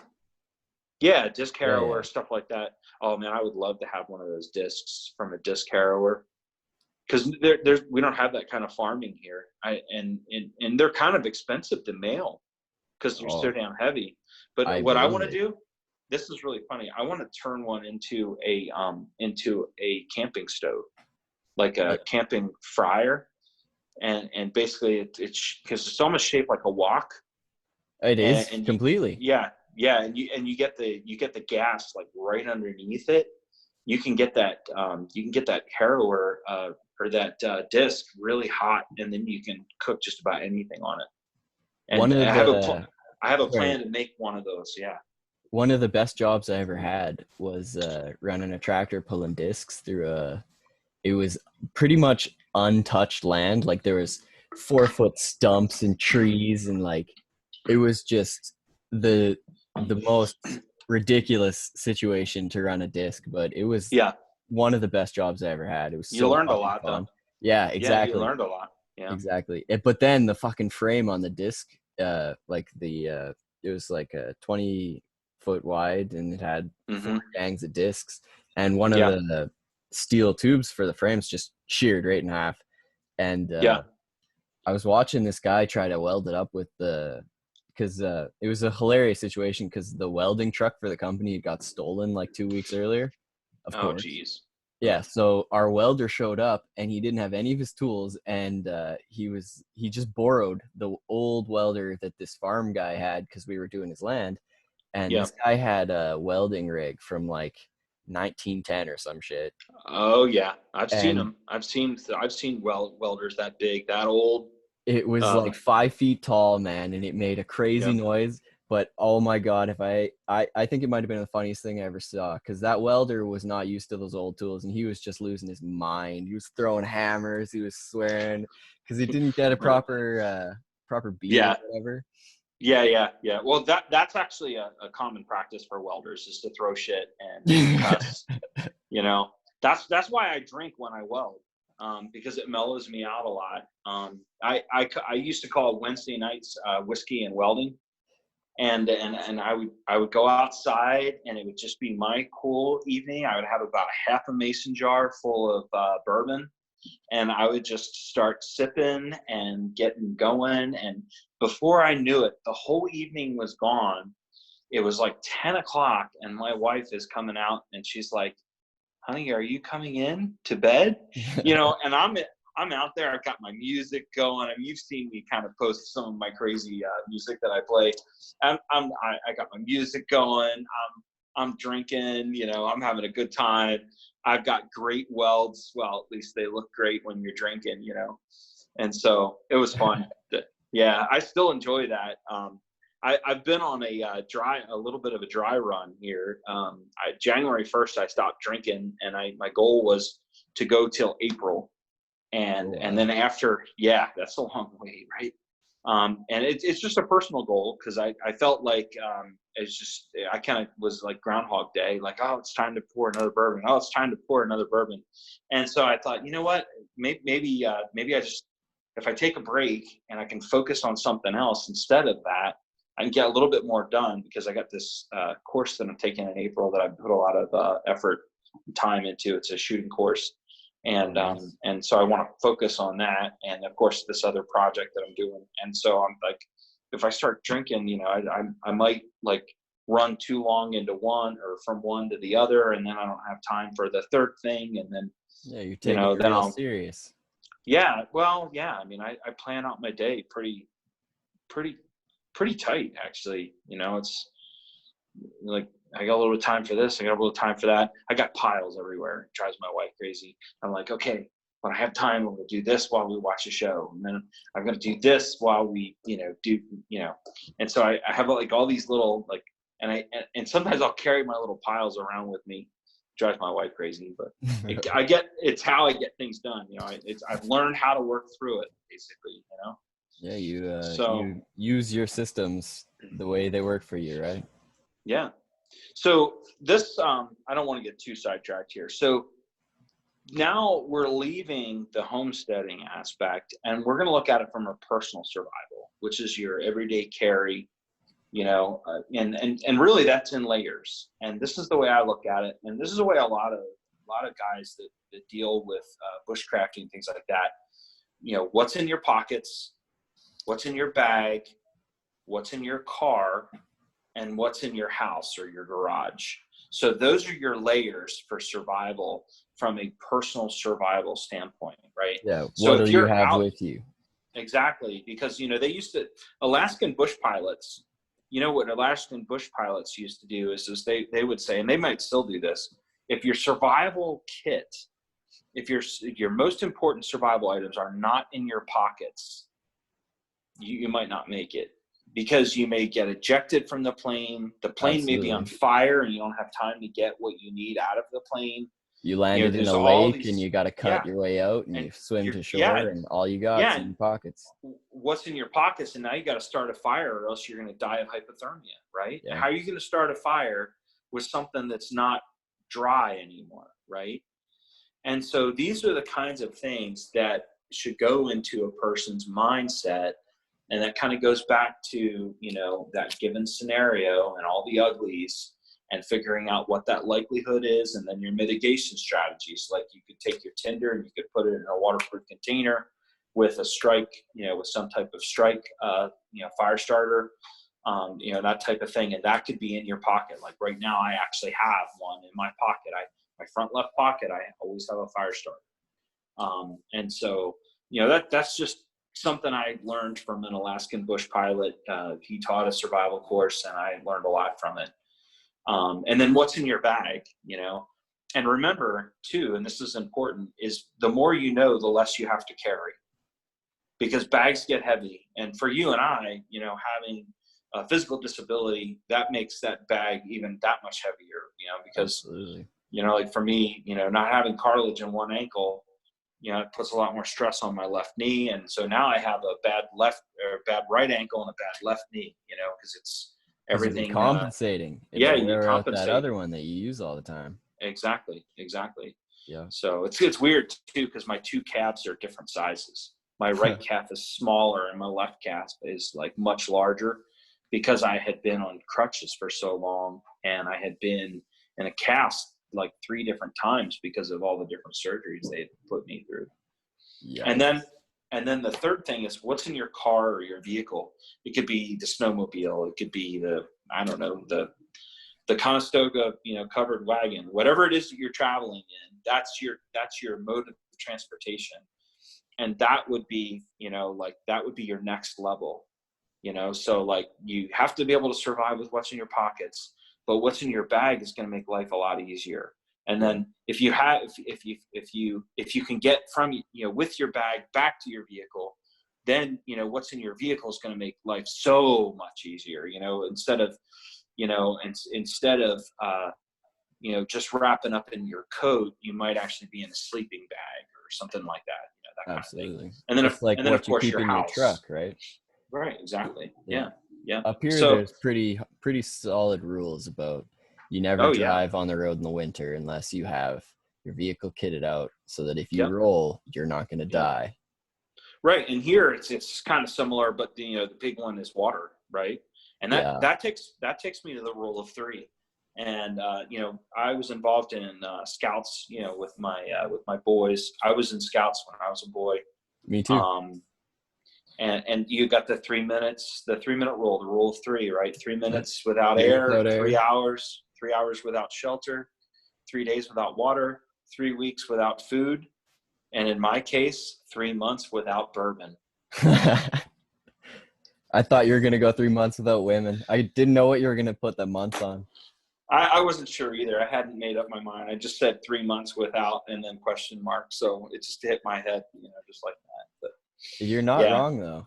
no, You gotta have your bourbon. yeah.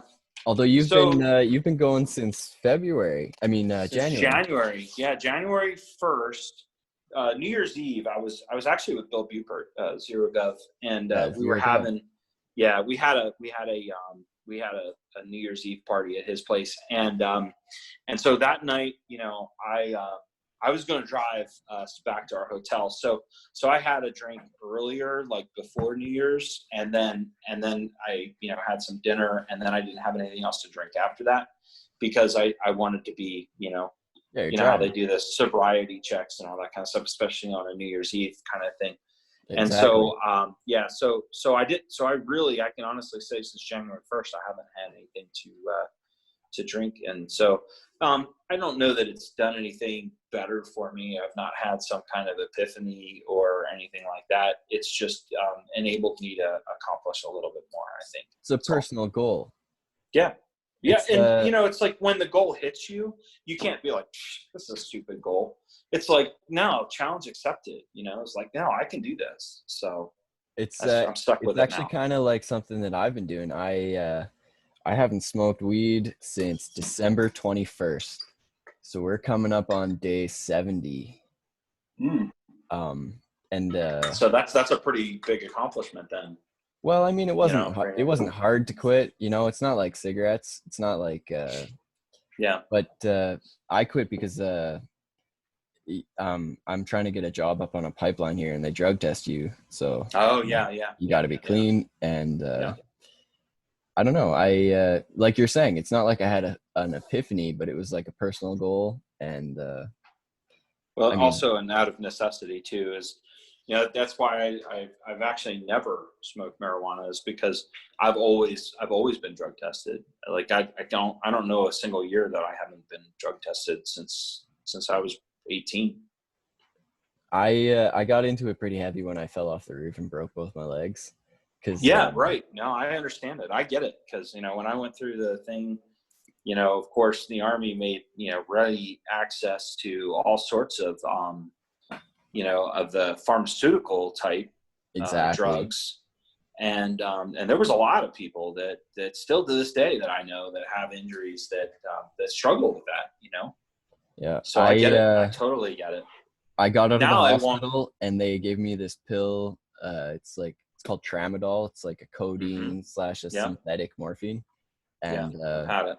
Hmm. yeah, I did not like it. It made me fucking sick. Like I was Yeah. throwing up and I had diarrhea at the same time. I didn't know what to do. Yeah, morphine does the same thing to me as I get kind of sick with morphine. It's not because of an allergy. It's just because I never take any medicine, and so when I do, it has like a full effect. Like if I take 2 Advil, for a headache, a migraine headache, Yeah. it's gone. It's gone in like 20, 25 minutes, 20 minutes, Well, that's and a good way to be. Your it's just tolerance because is I really hardly low. ever, yeah, my Yeah, yeah. tolerance is low. So if I do need to take something, it's like boom, it has an immediate effect. But yeah, but there's a lot of like this. There's a lot of pain that you just have to learn to deal with, and it's just Absolutely. there all the time. And I've been struggling with my right shoulder, and I love to throw tomahawk, and of course I want to get into blacksmithing. My shoulder's been one thing that's kind of held me up. And if I know for a fact that if I switch to my left arm and just throw with my left arm, but I also do blacksmithing and start hammering with my left hand, inevitably I'm going to have the same problem with my left shoulder too. So I think I'm kind of waiting to see how the current events play out before I decide what I want to do about my shoulder. But I didn't want to get a surgery and be like on Laid the up. second, not being able to do anything. And once I signed on to this advanced pistol and carbine course that I'm taking in April, I was like, nope, I'm not doing anything that's going to damage my shoulder. I haven't thrown tomahawk probably in a month, I bet. Oh, that's too bad. Yeah, no, I go through withdrawals. The other day I picked it up and I was like, oh, man.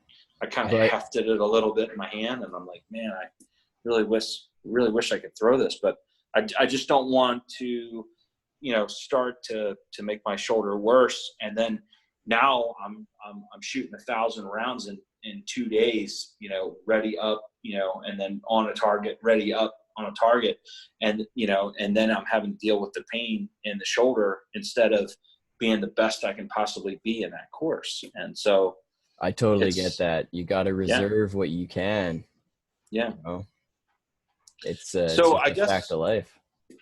I guess the last spot that I had that I wanted to mention, and I don't even know where we're at in time. How are we doing? Oh, I have no idea. I probably should have Say, kept track of when we started.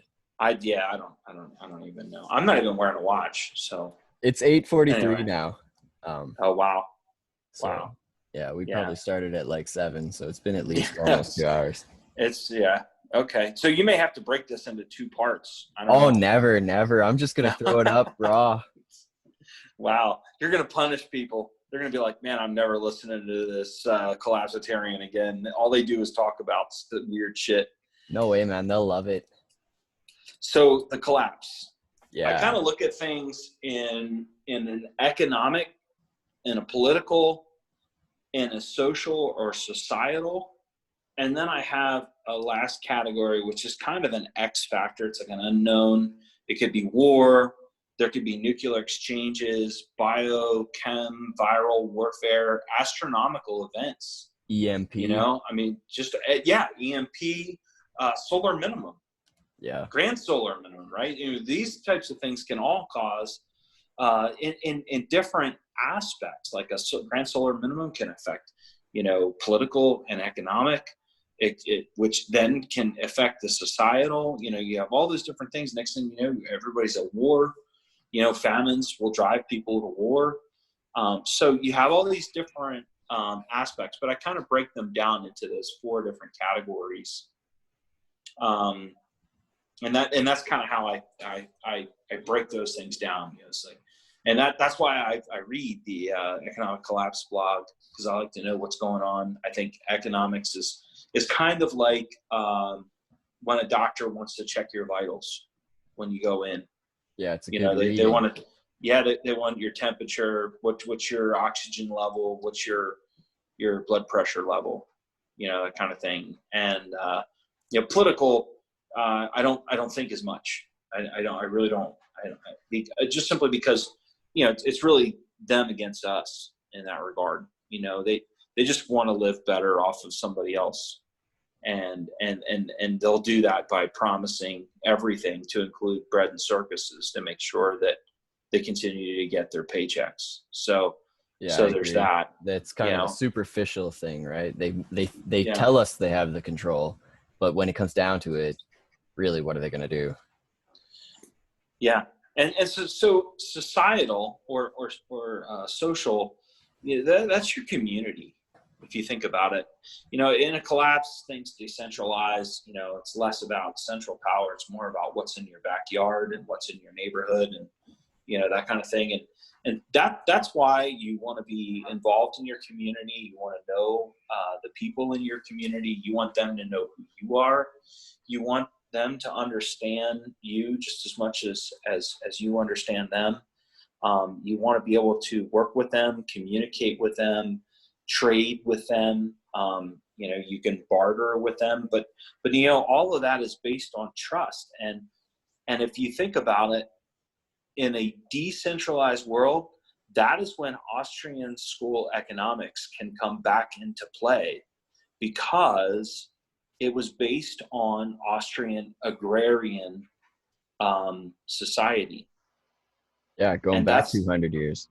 that's right. And that's where it got its name, right? Austrian school. Is because it was based on, there was no globalized economy. Everything was all very localized. And so for people who understand economics and understand, especially Austrian school, because in my mind, it's the only one that's there, is, It's reality. Laissez-faire. Yeah. Hands off. Right. So you've got these free markets, and these free markets from that localized area can work. And that's the objective. That's really what I see.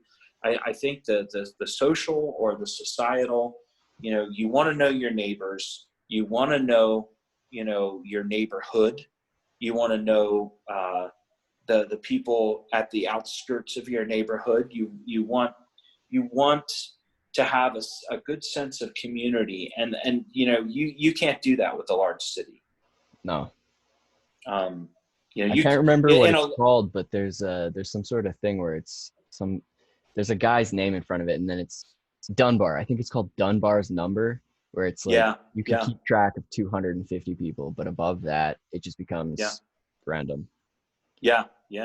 Well, and like my followers on Twitter, right? I don't even know what my real number is, but there are still people that I'm like, man, I never see them write anything. I don't even know like anything about them. But then there's that, I want to say it's like a solid 1,500 people that I see almost every day on Twitter that I'm like picking up what they're putting down, and they're picking up what I'm putting down, and we're just having a good time. Sometimes we're just harassing gun controllers and lobbing memes at them or telling them to go fuck themselves, which is also entertaining. But at the end of the day, it's like when the balloon goes up, I'm not going to see any of those people. Yeah, They're no. not my neighbors. They're not my you're not going to travel 30 minutes, let alone 14 or 24 hours on a road to get somewhere when things go bad, when things go wrong. It's just not going to happen. There's this romantic fantasy of The Road, right? The book and the movie The Road, Yeah. with Viggo Mortensen. Really depressing movie. It's right up there with like Children of Men. You know, but I mean, it's a fool's errand to think that you're going to in travel far in the through collapse. other people's communities when they're just going to see you as a threat. 100%. This is our highway, and we just drop trees and electric poles across it because we don't want people coming through here. You're not going to have the access that you think that you're going to have, whether it's on highways or even in the back skirts of nowhere. That might even be more dangerous for you, depending on what's going on. And Yeah. so, the idea of movement in a collapse is very, very, very, very low. Although it's The chances. it's super interesting that there is this amazingly large community pre-collapse, right? Like, I mean, I'm talking to you from fucking way, way north. Like, for me to drive to where you are, it'd probably take me 2 days if I went in a straight line, Yeah, but we can or more. still sort of like, exactly. I don't even know how long it would take, but we can It still takes me kind of six. It takes collapse me ideas. 16. Yeah, it takes me almost 16 hours to get to Salt Lake City from where I am. I don't know where that is. So there's that. If you count 16 hours of a driving day, which I can't do like four days of 16-hour days like that anymore. But yeah, I mean that's a long drive. And Salt Lake City is not even like, that's not that far north. So that's like even with Denver, basically. Oh, see, I didn't even know where Salt Lake City was. I was thinking it was near the Yeah, border. yeah. Salt Lake City's like well, it's Utah, and it's kind of smack dab in the middle of Utah. And then Utah, of course, is just south of Idaho. Idaho is a lot of driving. I've been up there, and I used, my best friend used to live up there, so I used to drive up there from here, and it used to take me, I want to say it was like 30 or 31 hours to get to northern Idaho from here.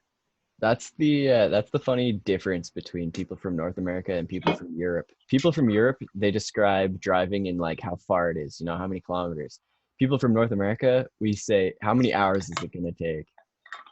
Yeah, because it's just so much open space. Yeah. It's just wide open, especially in the West. It's a lot more open than it is on the East Coast, you know? I generally avoid the East like a plague. Yeah, for some reason, I think, unfortunately, I think communism was dumped in the Atlantic a lot earlier than it was in the Pacific. Something in the And water. so, yeah, it's in the water, and you can find it in Massachusetts really well, and New Jersey, and it's pretty much the Mid Atlantic states, the Northeast. It's just been ruined. I mean, Vancouver's pretty bad. Yeah, yeah. Vancouver, Seattle, that area. Yeah.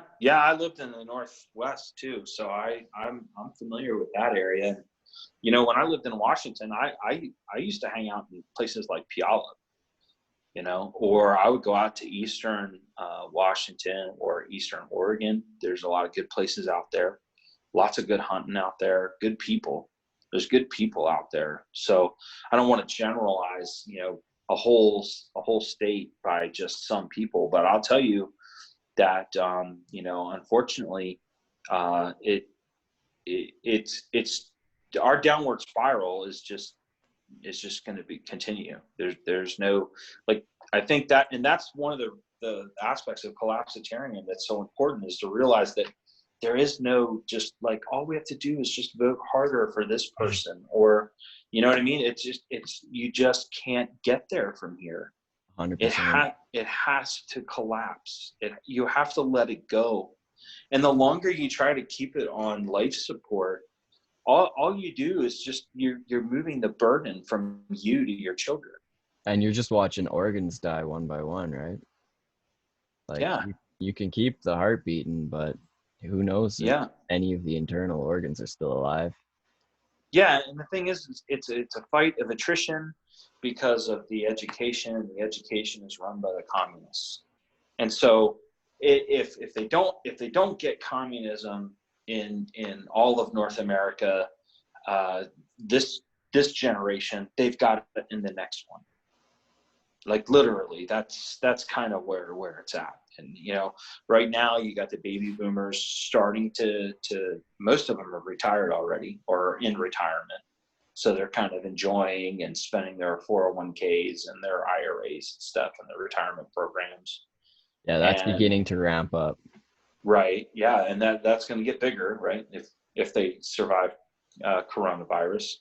And then what'll happen is you'll have the Gen X, and the Gen X will be like, oh yeah, no, I don't have any retirement. And I was just to the point where I was supposed to be making money and putting money away when the '08 crisis happened, and I saw a lot of my money leave then, and never really. And of course, for me, ironically, I got divorced about the same time frame, so that took care of whatever other money I didn't have. And Oof.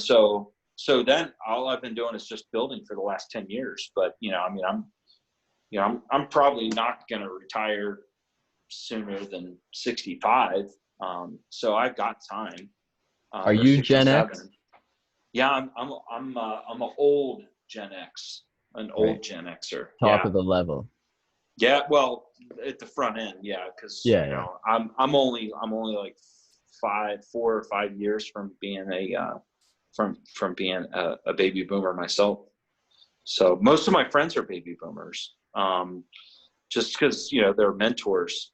You tend to gravitate toward people that you learn things from, Absolutely. and I tend to be a person that wants to learn to do things kind of a little bit more on the old school level.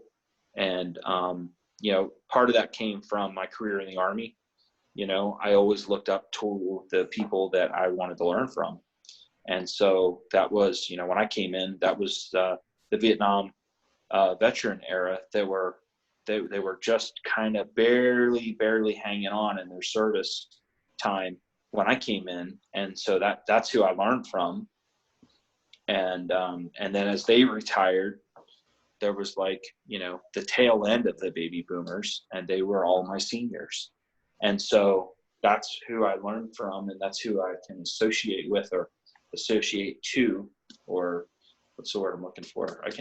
Look up to. I can communicate with them well.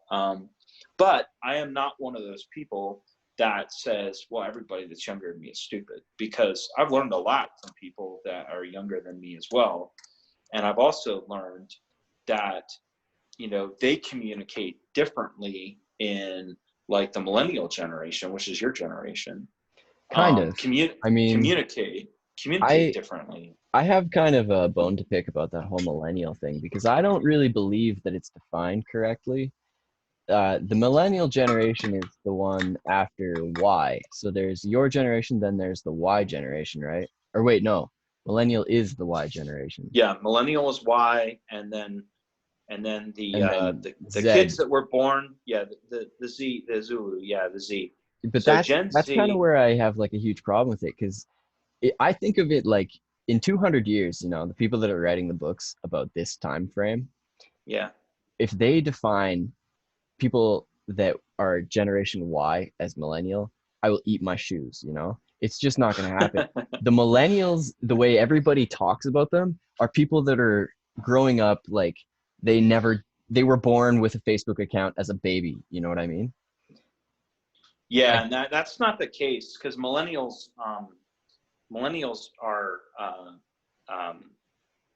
the truth is, I think there are some great millennials. Everybody talks bad about the millennials, but I think that's generational, because the baby boomers talked bad about Gen Xers too.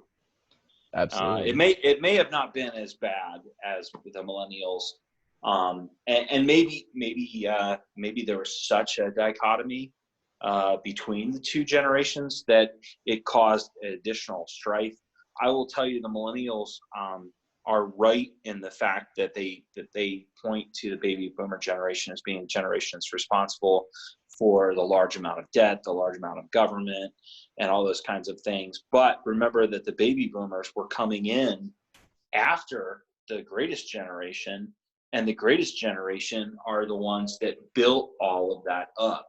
Yeah, the They built infrastructure.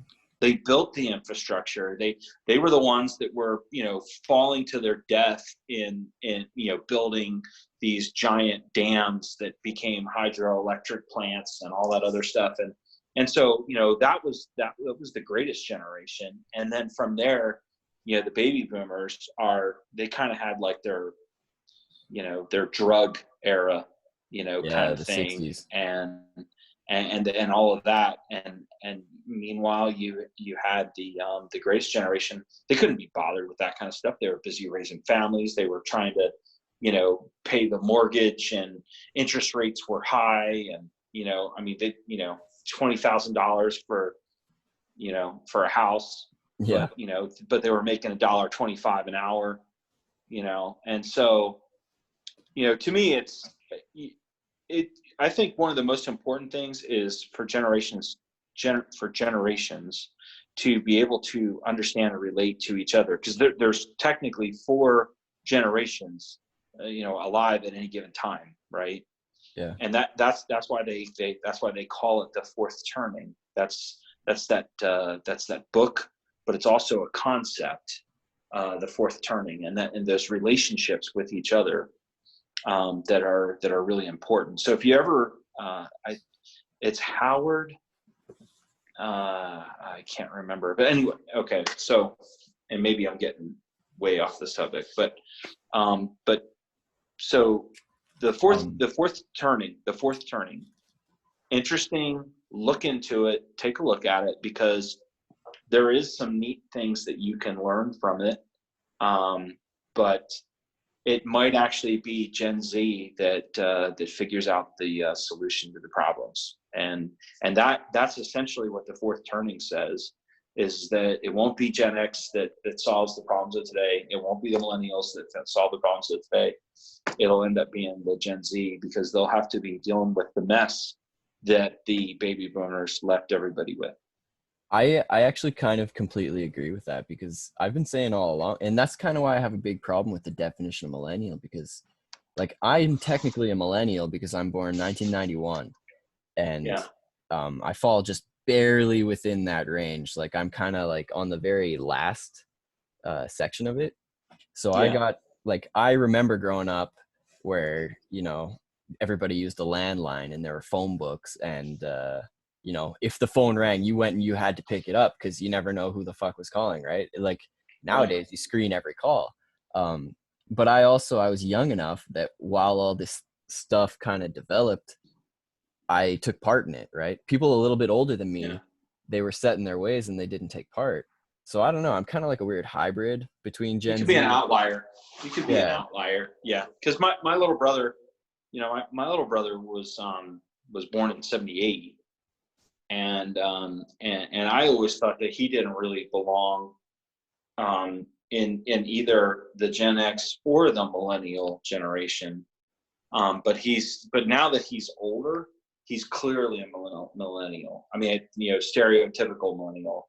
And I don't mean him Right. any disrespect, but he's got to have his latte and all that kind of stuff. And it's Oh kind of yeah. funny, but I mean, he's really good with computers, so that's kind of stereotypical. But he also likes guns and likes to build his own guns, and he's actually really good at it. So It's um, it all depends on where you fell like yeah, in like your technology. Like if your parents had a computer, then you were hmm kind of ahead of the game. But if it was up to you to get your yeah. first computer, you know, you're a little bit delayed. And I Yeah, mean, we had a Commodore 64 that my grandmother got us, and so we learned some on the computer. My older brother, he learned the programming aspect of the computer. I like couldn't be bothered with programming a computer, so I did the art thing, which I know that's a big surprise, right? I work with my hands and I make memes, right? So I have that artistic, where I can create. I've got a creative side of my brain. So that's more like I was making graphics with the computer. Like I enjoyed that a lot, which kind of carries over to memes, I guess. when your And brother got then off it. yeah, when my brother got off of it, and then my little brother would just play video games, Yeah, you know. exactly. But I couldn't be bothered by video games. Like I was like, what's the point? Like we're hitting the ball and then it's going over to the other side, and then you go over here and then you hit the ball again, and then it goes over here, and then you hit the ball, and eventually the ball starts moving faster. Like this is really dumb. This is a waste of time. Literally, that's how I am. So I was never. I have all these people that are younger than me that are like, oh come on, you've got to be a gamer, and I'm like, because I make all of these references from a collapse standpoint and from a survival standpoint, and some of the pictures that I draw from are actually out of video games, just simply because you can't find pictures of the world collapsing without a video game, quite frankly. I mean, it's just not very easy to find. I guess I could find somebody in China to send me some pictures of Wuhan when they shut all of that down and it looked like a big zombie apocalypse. But Or you've got like the Soviet Union in 1991. right, yeah, exactly, yeah, Um, yeah, yeah. that's Chernobyl, yeah. Chernobyl. There's some good pictures there, but yeah, but anyway, It's super interesting to look at our current state and try to figure out which pattern it's going to follow. Like, are we going to go the way of ancient Rome where, you know, everybody starts just drinking wine and ignoring the problems and all of a sudden shit hits the fan and the I barbarians th- are at our door? Or will it be I more think like the Soviets, you know, where it just kind of disassembles itself because it's too large? right, and Bill Buford likes to call it the de-Sovietization of America, but he also calls it the Balkanization. But the truth is that it could literally be that just everybody drinks until the enemy's at the door. Yeah. I don't know who the enemy would be, because it seems like everybody seems to be caught up in the exact same problems that the U.S. Is experiencing. The difference is It's a global problem. um, the petrodollar. You know, the petrodollar uh, for all of the evils that it actually perpetuates around the world, because the U.S. has to go chase oil in order to maintain a petrodollar and enforce the dollar being used in oil sales.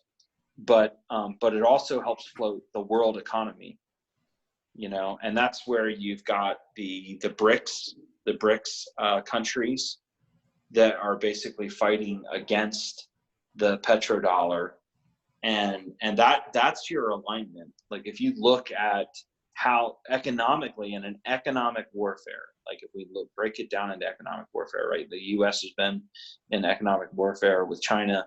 It's been pretty obvious. This COVID-19, whether it's weaponized, Yeah. or you got genome packing characteristics of HIV and Ebola in there. Just strategically placed. Just happened to come from an area that's right next to Wuhan Institute of Virology, which is supposedly their secret biology lab or virus bioweapons lab. So, I mean, my theory which just is, coincidentally happened a couple of weeks after they sent those Chinese people out of Winnipeg. Right. Yeah. I mean, so no, exactly. And that's something that a lot of people aren't talking about. Not a whole lot of people are mentioning that there could be a tie between those, but I think that there could be. My theory, it's an accidental leak. I think it was an accidental leak. I don't think it was purposeful, because I really think that they would have been stupid to have done it to themselves. I mean, look at the havoc that it's wreaked on their own country. I think it was an accidental leak. I think it was an undeveloped strain. I think their goal was to have an actual weaponized strain, and that's why you don't see the really, really high fatality rate, but you do see a really, really high contagious rate. Like a lot of people get it, but not a lot of people die from it. Yeah, the which spread is but just it still has, but it has that psychological effect still. I mean, people are in panic, right? And I think it explains the fact that they don't have a cure. They don't have anything to be able to immunize people against right now. They're throwing HIV medication to try to help people and stuff like that, but there's really not a lot that they could do. But none of that explains the really bad timing. Yeah, because just the really bad before timing, New Year's. Yeah, when there's so much travel. And it was Uh-huh. going to spread, so again, my theory, I still think it was accidental. But hold on, there's also, you got to tie in the fact that there's kind of been kind of sort of a head-to-head little bit of fuckery going on, where we locked down the leader of, I think it was Huawei. We wouldn't let him go back to China, and then they took a bunch of Canadian, I can't remember, journalists or whatever. So that kind of escalated a whole lot of stuff between and I mean, Canada only did that because America told us to. So like, I don't know, there's that escalation. And then you've got also the fact that we sent those Chinese scientists out of our bioweapons lab in Winnipeg. It's dark. I agree with you. I don't understand why they would do it to themselves. But I mean, for everything that I've read that it's accidental, I've also seen, that, and quite frankly, some of that could be just explained by the fact that there's opportunists that they just knew exactly how to take advantage. I mean, I'm honestly less worried about the disease. I mean, at this point, it's probably just going to become like a new flu that it goes around. But I'm more worried about the supply chain collapse. Yeah. No, I agree. I think that we are certainly going to feel the effects, whether we actually end up getting the virus or not. The virus might not be the worst thing that the world economy experiences, or the world in general. I think that what we're going to see is we're going to see a tremendous destruction of wealth. or in this case, it's going to be a destruction and a transfer of wealth. And it's never to the right people, at this point, because you got these players Exactly. that they can play unfair. The law can make sure that, that they get theirs first, they get their bailouts, and they get their losses covered, but if you lose your house, you're fucked, you're but they're SOL, not. so like I don't, regardless of what your wage is, the fact that you're doing a podcast, on a Tuesday evening, instead of, I don't know, like going and watching the opera in Beijing or something for the evening, tells you that you're not one of those people. They have this elite that enjoy all these things, and it's nothing wrong with they enjoy these surpluses. It's nothing wrong with that. It's usually just how they get it. And they control it. They have the monopoly, Yeah. and Yeah. They are able to perform. They are the robber barons, and that's what's ironic, because when you hear people fight against capitalism, the first thing they do is bring up the robber barons. But wait, who's paying for all the pro-socialist, pro-communist movements to fight capitalism, but the people who are the robber barons? Do you see how this gets twisted up really weird? Isn't that And odd? they do it on purpose, right? They Yeah. 4D chess. Yeah, 4D chess. It's crazy though. I mean, there are times when I try to think about it, and then I'm like, okay, no, I just rather go back to just being a simple welder, fabricator, making things, throwing tomahawks and drinking bourbon, and just, being a simple guy, just living the simple life and not trying to wrap my head around all of that craziness, which I think is why it's so easy for people to live in denial and say, no, there's not 13 families that run the world. That's crazy. You can't talk like that. Although I would think now it's probably a little more obvious. You would think, right, with the internet and all of the access to information everybody has, And their impact on global economies. I And how mean, much control they have. you're probably right to want to just be a simple welder and keep your head down and not get all fucked up over all of this stuff. But then again, And that's how it that's keeps the going, challenge. right?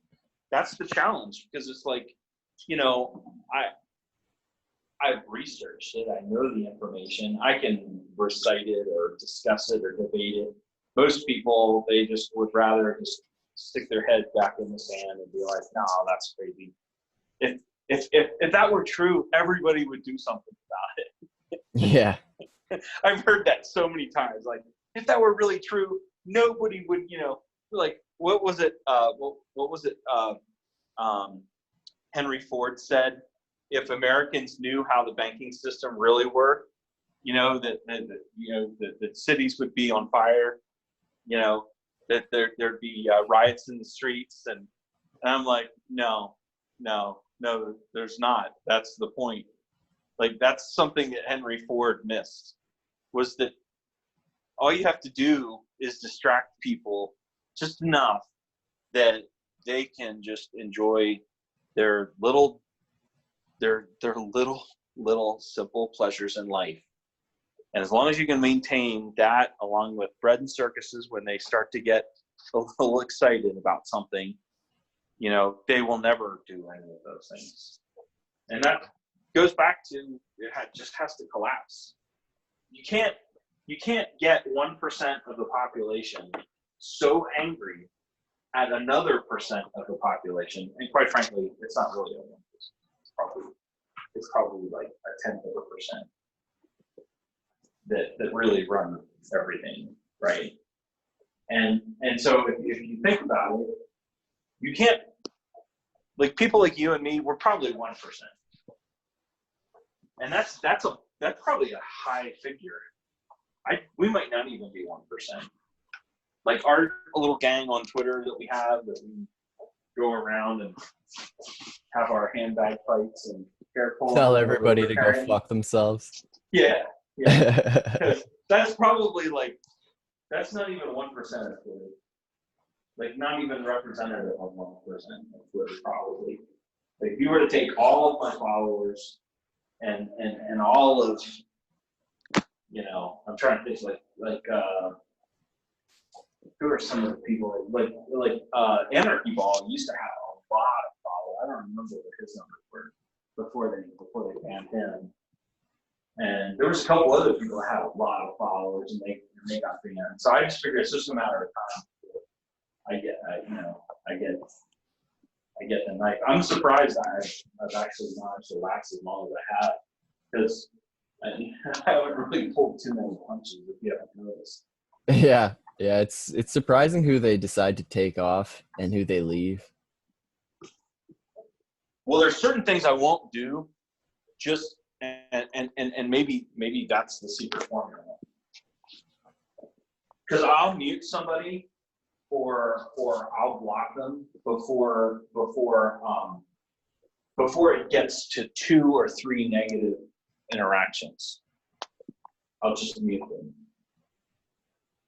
And I know this kind of sounds lazy, but I look at it and I think to myself, like, oh, I'm sorry, you're not ready. Never mind. That's literally like when I'm going along into a conversation and somebody's just like, that's stupid. You're just a blah blah blah blah. Just throw a couple words out there, and they want to jump into the ad hom game. I don't even do that. I'm just like, all right, Tommy, fiscal removal, disengage. There you go. That's wise. Thank you for seeing your way out. You made this easy. You're not ready. And I think that's probably one of the ways that I've managed to survive this long. It's just because I do that. Yeah, that's smart for sure. I think you're definitely right that we have our little echo chamber and we think there's more of us than there actually are, because in Canada here, there was the last election. There's this guy that was fairly libertarian. He wanted to kind of get rid of most of the cartels. He wanted to get rid of the economic controls. He wanted to kind of stop the UN's influence in Canada. And I got all revved up because I figured, who wouldn't get behind this guy, right? He was kind of like a Ron Paul, you know what I mean? Yeah, I knew exactly who you were going to say too.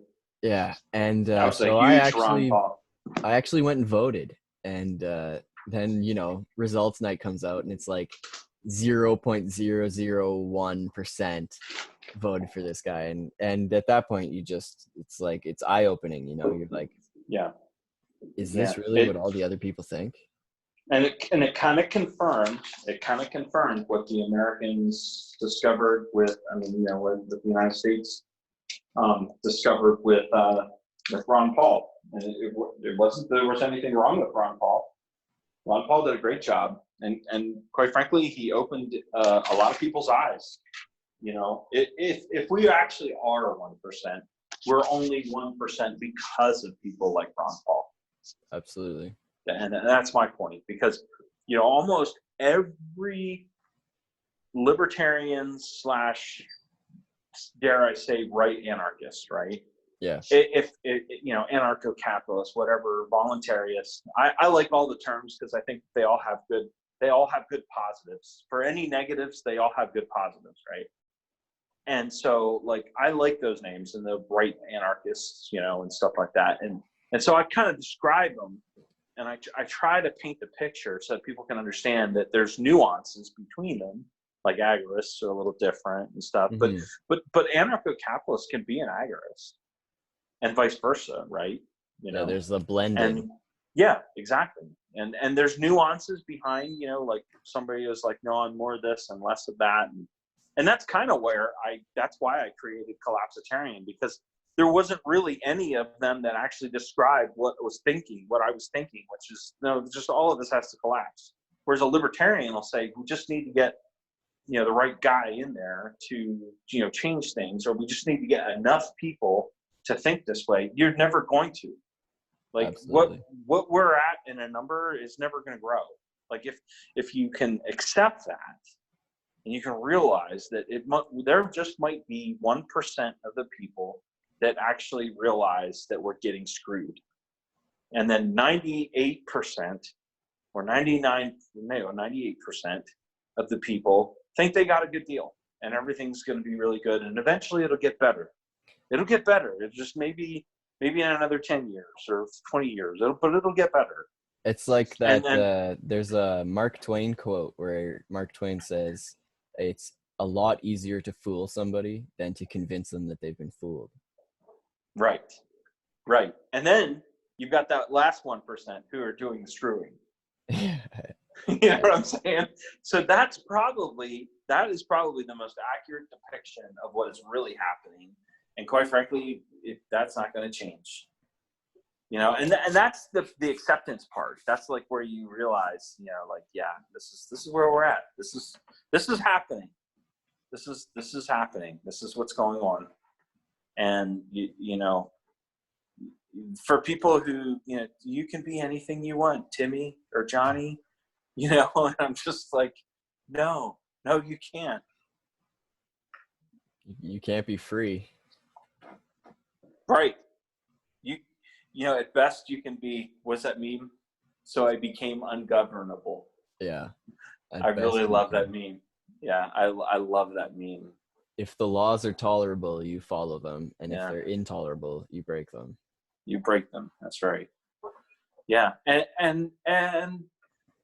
that kind of falls in that same line, malum in se versus malum prohibitum. I have no moral obligation to follow a malum prohibitum law. Why do I follow a malum prohibitum law? Because I don't want to get murdered. I don't want to get murdered on my way to, to dinner.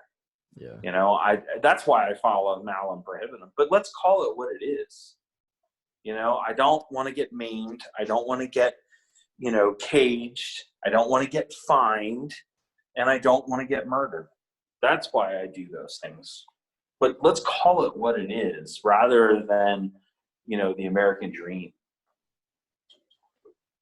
I mean, I agree with you about collapsitarian, but when you say it has to happen, I kind of think that it's just like, it's inevitable. There's no way that this deck of cards isn't going to fall down, because the people in charge are so obviously goofballs that are just serving their own needs, right? If there was somebody in charge that had half a brain, maybe, it wouldn't collapse, but I'm pretty sure it's gonna. So this is that other thing about that 1% that we talked about. I hate to assign it a 1%, but it's with all of their managers and families, maybe it's 1%. But the point bureaucracy. Yeah, and their little bureaucracy and all their senators that they'll make sure that they set up on their own, Epstein Islands or whatever. Yeah. But the thing is that, like, if you think about that 1%. And all the little meetings that they have, and, they fly around on their private jets and do all this kind of stuff. They don't have to work an 8-hour day and then try to solve the world's problems. They have all day long to do whatever they want and cause the world's problems. Like, they make better use of less time than we do in doing what they do. They're not incompetent. That those groups of people are not incompetent, and this isn't going to collapse because they're inept. It's going to collapse because they're going to milk it dry. Every time there's a market manipulation, all they're doing is just buying more at a cheaper price, or selling what they don't want and trade for something else. Every time they sell a $25 million home and move into a $60 million home, all they're doing really is just money laundering. They're money laundering from one person to another person to another person to another person. You know, they don't really pay taxes. And I'm not trying to make it to be like, well, they're evil because they're not paying taxes. No, they're just evil. Right. It's just that they know how to manipulate the system in such a way that they can make sure the screws get put to anybody else that doesn't do what they're doing, or that does what they're doing. That's how they're able to ensure that they remain that 1% or less. I like to put that little caveat there, but I mean, that's the world we're in, and I just don't see that changing anytime soon. The only way is if it were to collapse, and then understand that if it does collapse, you know that their lives are still going to continue to be awesome. Like that, you know, like when we don't have electricity and the food systems have run out, and there's no more fabrication and no more manufacturing. You know, and people are trying to piecemeal, you know, something together to get, you know, maybe some car engines working again. Post-apocalyptic. You know, after gasoline has gone bad because the refineries have shut down. Yeah. You know, they're still going to be enjoying their lives in such a way that we can't even fathom. Just like we can't fathom how they live now. That's how far separated we are from these people. They're not like us, where we put shoes on one at a time, or, you know, I don't. Have you ever gone anywhere and been measured and had a tailor suit made for you while you waited? I can't even. I wouldn't even want to. First off, but I can't picture having that much time and having so much money that I wouldn't even ask. Like, wait, how much is this suit going to cost? Like, can you imagine going and buying something and not even asking how much it's going to cost? I just want a suit. Well, what suit do you want? I don't know. What's your most expensive suit? No, don't even tell me the price. I don't care. Just make it for me. I mean, can you imagine living like that? I can't. I can't. Even if I had a lot of money, I can't even imagine living like that, because I'm kind of a budget-oriented minded person. And their budgets are not anything that we can even ever comprehend. That's interesting that you don't think that they're inept. I mean, I think my government's pretty inept, just the way it works. It's but I'm not even talking about government. You know, I'm talking about the real rulers. The people who really rule us, and some of them in government work for these people, and you know, some of these people probably are inept as far as ruling or managing their actual job. But as far as making all the crazy shit happen around the world that kind of move things in a direction that benefit this 1%, that they're not inept at all. Mm. Otherwise, they wouldn't be in the employment. Like, for instance, right? So let's talk about Hillary Clinton. She seems to be my favorite demon that I like to yell about. So let's take Hillary Clinton for a second. She's not inept. She's talented at getting people to do things. But she works for other people. If she was inept, she would have gone the same way that so many other inept people go when they get fired. But the fact that, you know, there's even talk of maybe her running in 2020 and, you know, dropping into the race at the last minute. And that would be supported by a lot of the people that know that they would get what they needed from her so that they could continue their, you know, abundant lifestyle. And they'll make it happen. I mean, if there's even a chance, they'll make it happen. If they have to put a virus in every single voting machine, which probably would be a virus on top of another virus on top of another virus. We'd be like, I don't know whose virus is in there last. I don't know. I can't keep track of them all. There's so many viruses. So like, who actually won? I don't know. Let's flip a coin. We don't even know. Let's flip a coin for it. Who cares? we are the ones that fixed it and we don't know. Oh man. Yeah. So yeah, I mean, I hate to paint a bleak picture, but I just think that there's no way of changing it. And collapse is the best way, in the fact that at least then people won't have things over their heads that keep them from saying, oh, fuck no, I'm not taking this anymore. Yeah. There's too many things. People need health insurance. People need to pay their mortgage.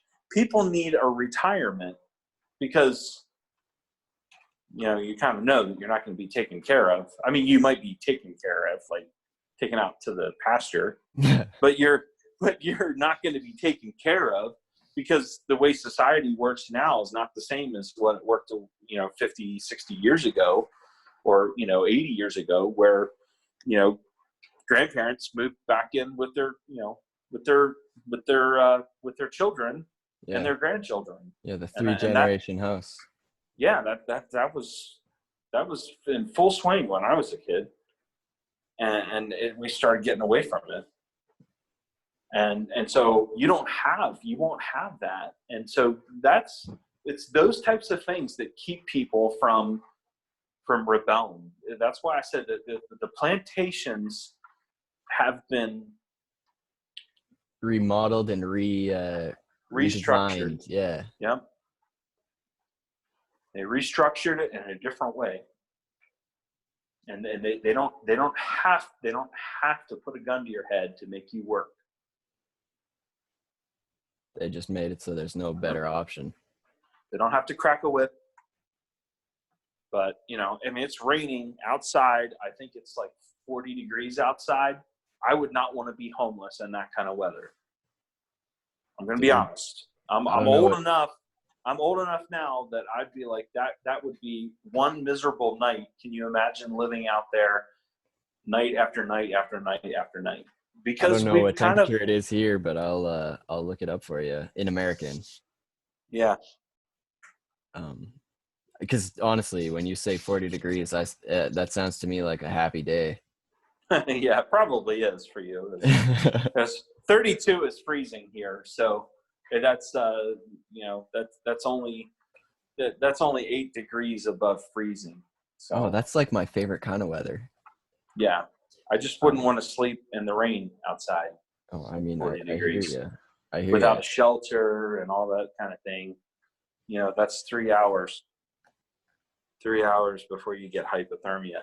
But I mean, the point is that's what keeps people controlled. Fat and happy watching the circus. Yeah.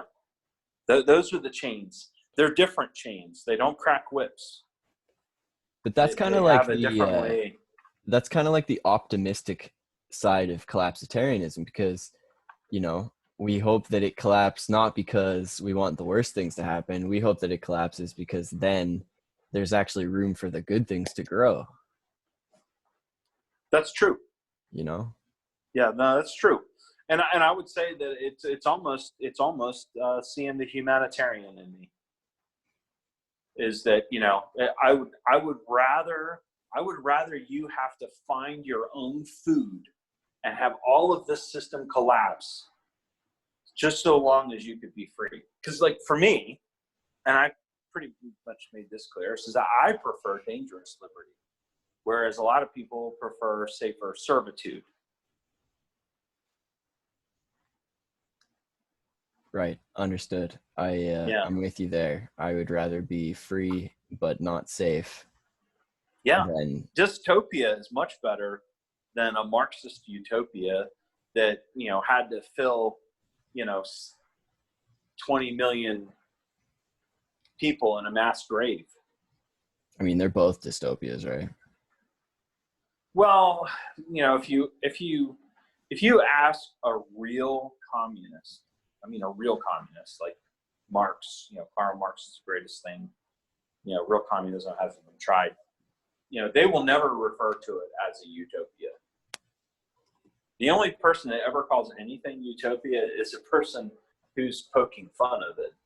Because I think that everybody I think that everybody realizes that utopias don't exist. No. You know, And besides, like, if they did exist, it wouldn't exist for more than a week. It would degenerate. right. Yeah. Yeah. Yeah. I had an argument with an uncle of mine that's a pretty solid communist Marxist sort of fella. Wow. I mean, he's a strange one. He doesn't like the state. He's kind of also an anarchist, but he's Oh, he's an old school left anarchist.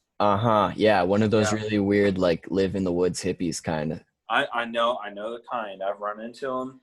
We have a place here, not that far away, that has a good number of people like that. But you know, you will never hear them say anything good about a free market. So they're clearly not free market anarchists. It's really interesting. I mean, he's got a lot of smart shit to say, but then he also goes on and says that everything would be better if it was controlled by the government, and that's where it's just like, I don't Yeah, understand. Have you not seen yeah, what the government does? and the thing is that like Proudhon, right? Like let's take Proudhon for instance, right? It's kind of considered to be a left anarchist, even though I still like some things that he says, right? But at the same time, Proudhon would never advocate for a large government. Never. He may have been opposed to capitalism in the sense of what is commonly referred to as capitalism today. And I can understand the argument against what people call capitalism today, because quite frankly, it's corporatism. It's not really capitalism. It's It's basically more, feudalism. it's more of a fascism.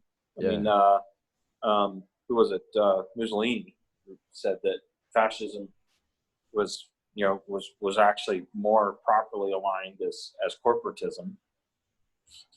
So, Interesting. you know, I could totally get where some of these old, you know, hippie left-leaning anarchists come from. I get it. I totally get it, because, you know, but the thing is, they won't sit down and identify with me how this evil, you know, whatever 1%, you know, the Soroses of the world or whatever. But Yeah, the the Soros, Rothschilds. yeah, they're the ones that are paying for you guys to go and burn freaking, you know, Seattle and Portland. So wait a second. So you don't like the people, but you'll take the money from them to go and wreck and destroy private property just so these guys can actually have more power or more money. In their 4D chess that you don't understand. See? Yeah. Yeah. And that's when I start to get turned around. You know, sort of like when you watch Terminator, and then you put on the next one, and then you put on the next one, and you put on the next one, because you can binge watch them now. And Netflix. and it's funny, yeah. And it's funny because it's like you get like around like Terminator 3, and then you're all fucked up on the timeline because you're like, wait, what? No, you were there. No, and then you jump back. Oh, I'm lost now.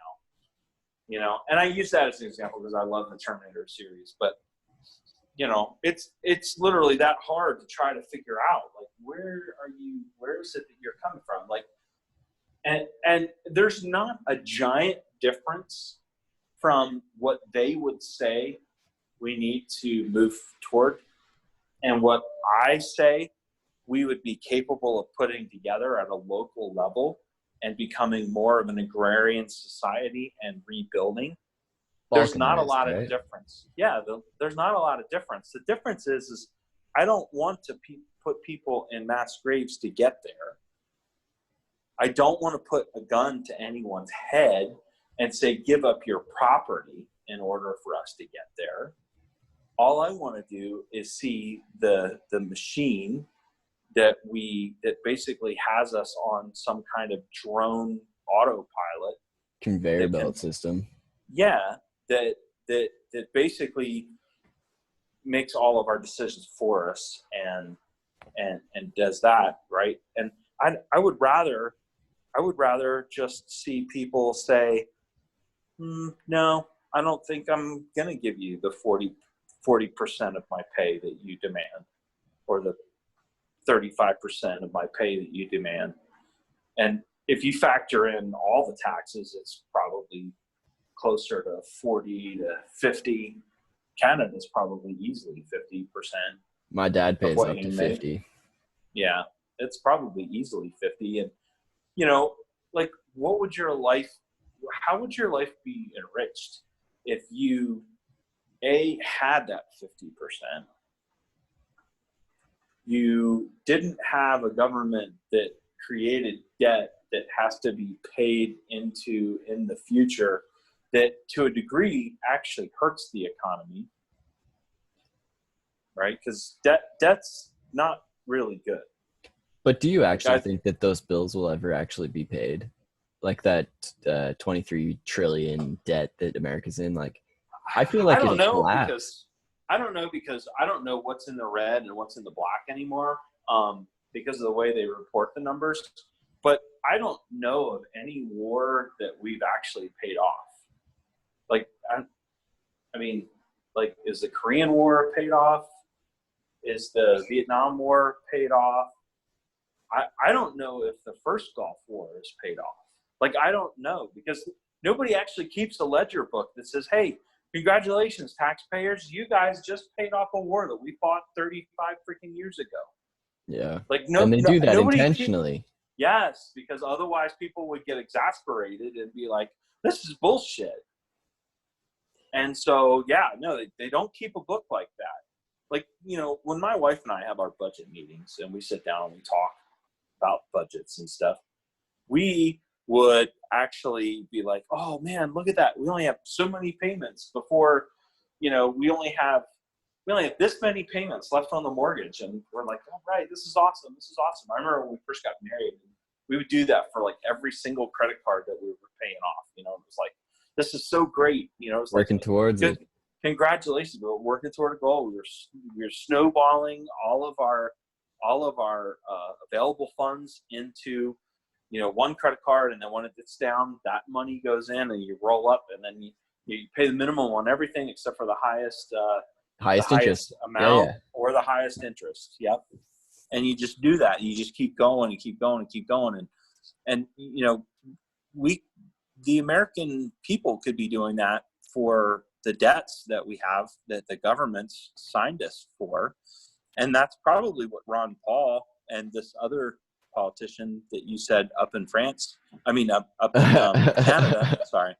No, that's totally fine. He's from Quebec, Yeah. man. You were very close. Yeah. Yeah. Practically France. Pretty much. And so, you know, if you think about it from that perspective, that would be the right way to be doing this. Like, that would be the right way to be moving toward for our countries, but that's not what is going to happen. Because when they pay off debt, guess what happens when the debt's paid off? The taxes have to go back down. Yeah. And they don't get their spending. They don't get their spending fees.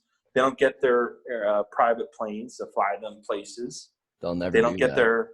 They don't get their control over, you know, the corporations don't get their control over the politicians.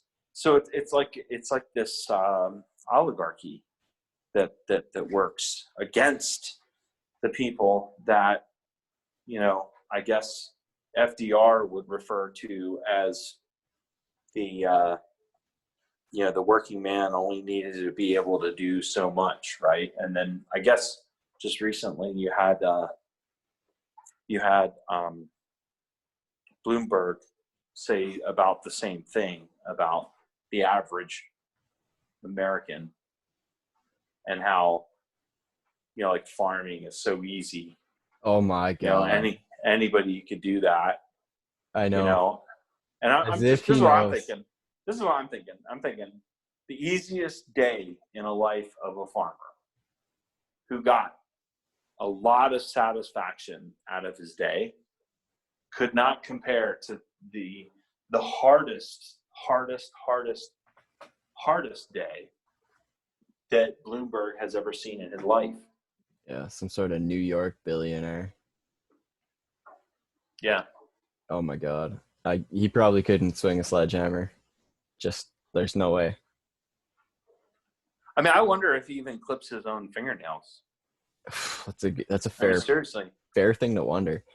And I'm I have no respect for a man that can't even trim his own fingernails, oh, I mean that's tie kind his of own like shoes. when I was watching the 2016 election from Canada, I was already kind of, I mean, because I'm in Canada, so I'm looking at it like, what's going to accelerate this thing into the ground and make it explode? And I kind of Yeah, looked at Trump kind of like that. Like, he's going to somehow convince poor working people that he stands for them. He's a yeah. billionaire from New York that runs hotels.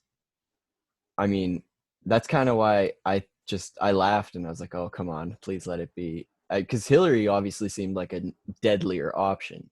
She was going Oh to yeah, get us into clearly, war. clearly a deadlier option. You know, the only thing that I would say that Trump really does have going for him, and I could be totally off base. And again, I'm not going to vote for anybody, so it's not going to matter. But it's just my opinion, and that is, I really do think, and there's something inside me that still wants to think this, that what made Trump appealing to people is that because he's so rich, you can't really buy him. And because he's so rich, he's not really doing it to make more money. And so I think to a degree, a lot of people, and certainly a lot of the Trump supporters that I know like him just simply because you can't buy him. You can't wave anything over his nose to say, well, you're not going to get this if you do that or if you do that. Yeah. And I think they were kind of hoping that he was going to get in and just clean house. And I think that if in fact that was what he tried to do, we obviously know that it hasn't happened.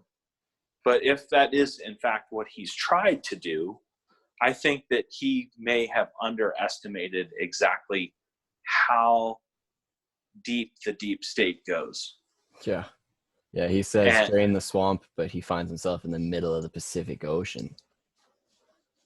yeah, and the thing is that, the swamp is not just a swamp. It's more like roots that go everywhere and are connected, and you can't pull them out. Like I think that, and that's kind of where I go back to the collapse. And unfortunately, these people are going to live great when it happens. Okay, they got bowling alleys in their houses. In their they're private going to jet. live. Yeah, they're going to live great. I mean, they probably will have their own refinery, and they'll have fuel for their jets, and they're going to have nuclear power for their for their movie theaters and their bowling alleys, and they're going to live great regardless. And they probably will still have a certain level of society that still remains functioning. It'll be out of the reach of the people that really would like to have their pound of flesh from them. Mm-hmm. Yeah, they're untouchable. Yeah.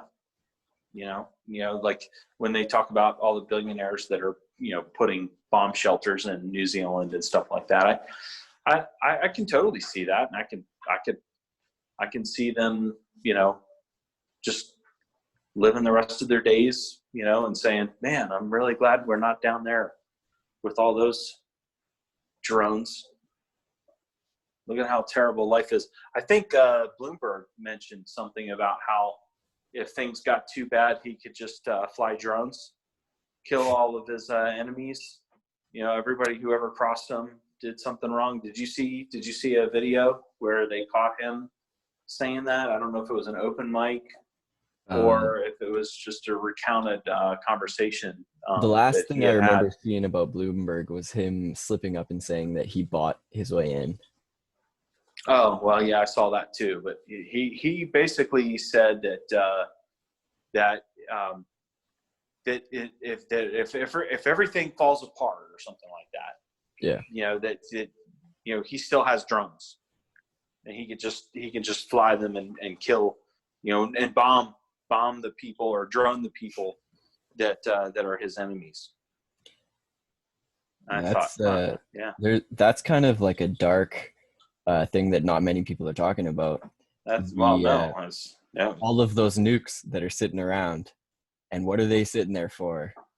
You know, they're never yeah, going to use them against each other because they each have nukes. So what are they stockpiling nukes for? I yeah. I don't know, man. Well, I So, mean, at least sell them to some of us, you know. that's kind of funny. I got into an argument the other day with one of my friends. He was like, "So how exactly extreme are you on this whole weapons for everybody?" It's like, "I think we should all have nukes." And he didn't think I was serious, but then I kind of convinced him a little bit because it's not that hard to understand that it's ridiculous that only the government has that. Right. You know, I'm not And the for fact nuclear is, war, no, but no, I'm not for war at all. But you know, exactly, if nukes are the ultimate deterrent for war, then I want one. right? Because then they're not going to nuke you because you're poor. That's right. I mean, I'm not going to use it. Well, I don't want to say that I'm not going to use it. How about we're just going to leave all the cards on the table, right? Isn't that what government does? Isn't that how they avoid a nuclear war? They're like, okay, nuclear options on the table. Well, I'm nuclear options on the table, right? It's a crazy world we live in. It It's is. If that's the only way to avoid war, then I want one.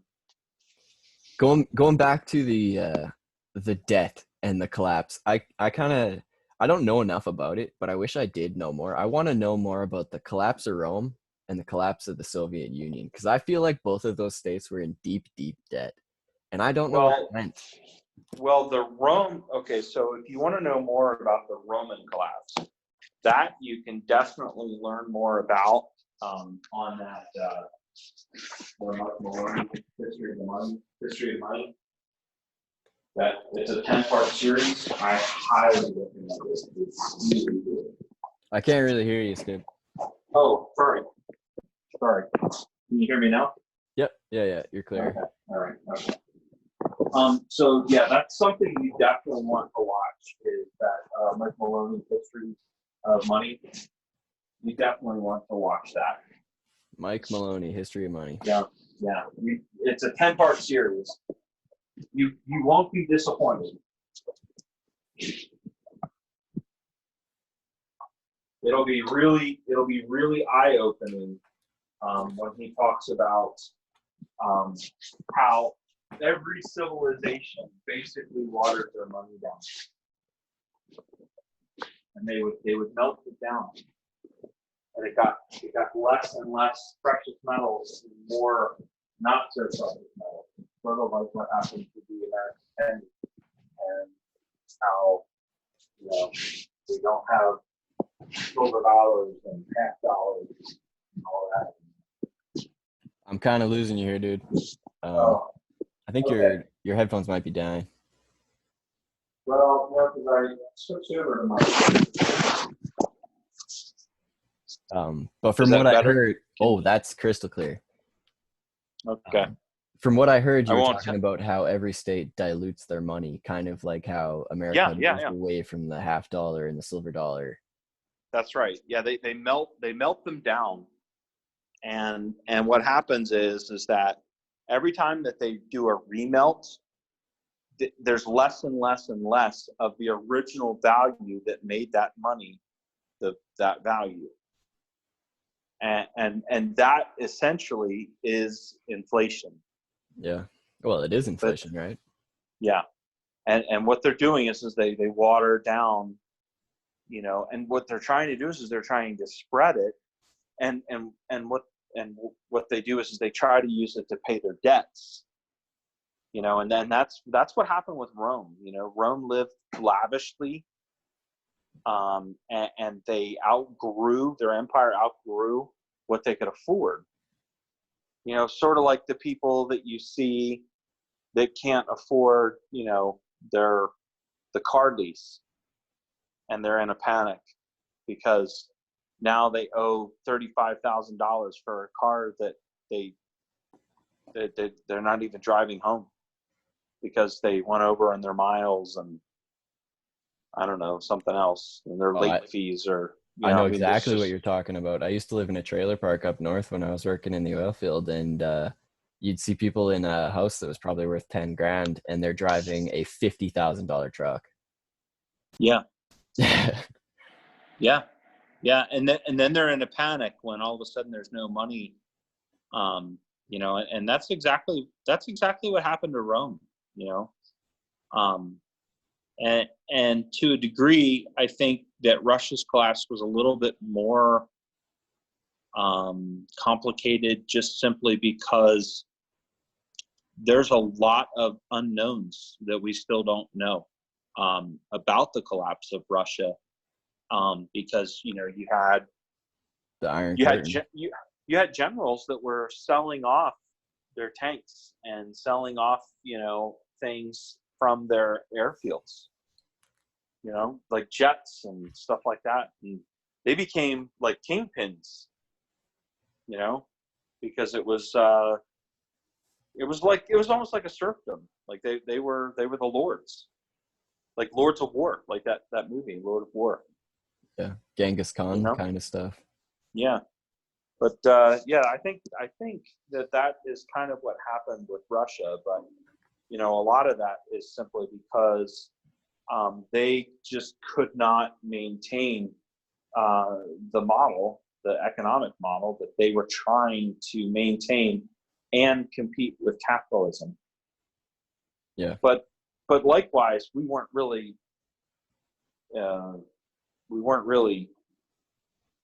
following capitalism, because we had a different model that we called capitalism. But We really, called it it's mostly corporatism. Yeah, if we called it what it really was, then people would stop, maybe not look at the method of how we got there in the same light.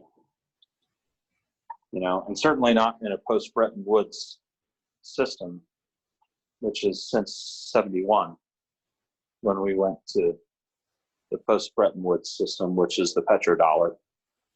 Basically, whatever Saudi Arabia does, we will make sure that we look the other way, and we will make sure that we protect them, and then we'll ensure that we get cheap oil from them. Ugh, it's Yeah. crazy. I kind of think that that's part of why there's so many protests around the Alberta oil fields. Just to protect the Saudis. Yeah, that could be too. I mean, shit up here is going crazy. They're blockading Yeah. railways. There's going to be months of shortages just because of the blockades, let alone the supply chain that's happening in China. Yeah, and then just wait for coronavirus to hit Canada. Ugh, we're going to get triple cause whammied. Because it's a cold weather virus. Yeah, so that might be really interesting. They say it lasts longer the colder it is, right? Yeah, yeah, and there's a couple articles that I've seen floating around that talk about how like coronavirus is here to stay. Oh, I fully believe that. Because I think it'll be like it'll be like the new flu. It'll just come every year and it'll be slightly different. Yeah. Only if this one has an HIV marker. Yeah. And your dog can catch it. Your dog, your cat, your cows, your pigs. Nothing is safe. It's terrifying. And there's not really much we can do about that. We just have to brace for the collapse and, prepare ourselves to survive during the hard times. And that brings us back to collapse of parenting. 100%. Yeah. Localize, team. The more decentralized the solution, the better the success. Yeah. Small economics and less reliance on imports. And it would be good for people to understand Austrian school economics, simply because they can set it up in their local regions. and you can actually see people rebuild. And one of the best ways to be successful is to help other people be successful, because everybody kind of works together. And if you help your neighbor out, and then your neighbor's doing better, he's going to come back and he's going to help you out. And that's the relationship I have with my neighbors. There's probably not 2 or 3 days that go by that I'm not talking to one of my neighbors. And it's funny because I'll be outside talking to one, and another one will see us, and he'll stop over, and then another one will see us, and then before you know it, it's like King of the Hill, where they're all standing out on the side of the road, going, "Yep, yep." That's the ideal situation, though. Yeah, you want to know the people around you.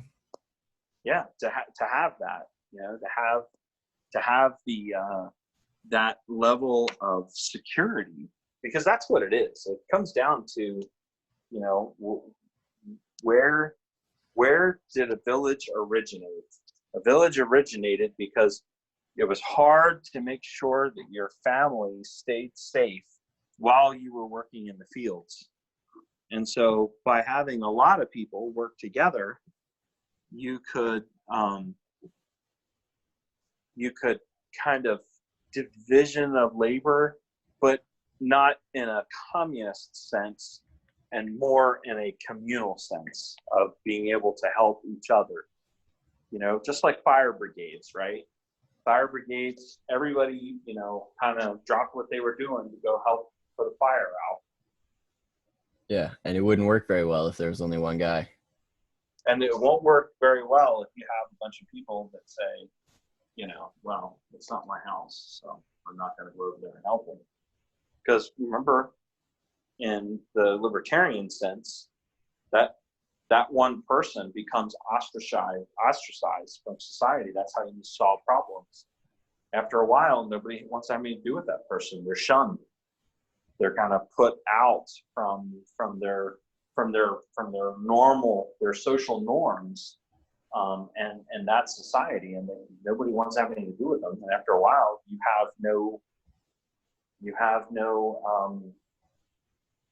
you don't have anybody to get butter from. You don't have, because again, no one is an island unto themselves. Everybody needs something from someone, and everybody. It's kind of like the boy who cried wolf, Yeah.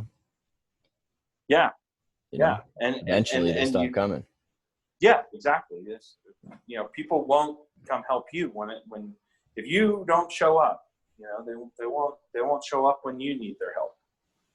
And that's actually very, very libertarian. I can't remember if it was Hazlitt. I can't remember who it was that talked about that. But there was actually a lot. Also, Hoppe, of course. Hans Hermann Hoppe talked about that to a degree too, and even talked about the physical removal of certain people, because they're like he pointed out socialists and communists, and he said, look, you can't have freedom in a society with them. You just can't. So like when you have people say, look, you can be communist and you can be socialist and you can, but the problem is if they're your next door neighbor, that's not your property. Because if there's anything about socialism and communism, it's that it's never appeased, and B, it's never done. It's like a cult. It's like a cult.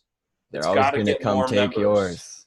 It has to have more members. It has to have more members. And after a while, you know what? All of us, we just decided that this pasture, you're not using it, and we need one, so we're going to use it.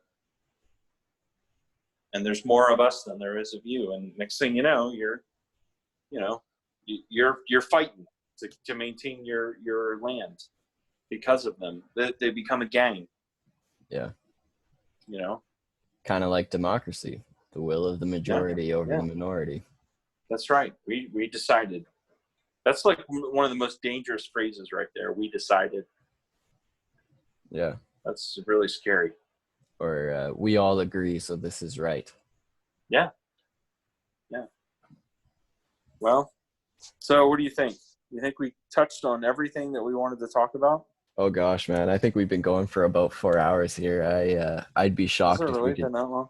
I have no idea when we began. It could have been 7, so then it's just 3 hours, but we certainly did go on a long spiel, but it was enjoyable. I liked every Good. minute of it. I did too. Well, I'm glad. Yeah. Yeah, I mean, that's a good place to end it. We talked about the evils of communism in a communal setting, like in small scale. Yeah. I mean, because if you think about it, the difference between what I see as a community post-collapse and what communism sees in a society, whether it's post-collapse or pre-collapse, the real difference is that the individual matters. If individual sovereignty is not paramount, then there's no freedom at all. It has to rest in the individual. And that's the major difference, you know.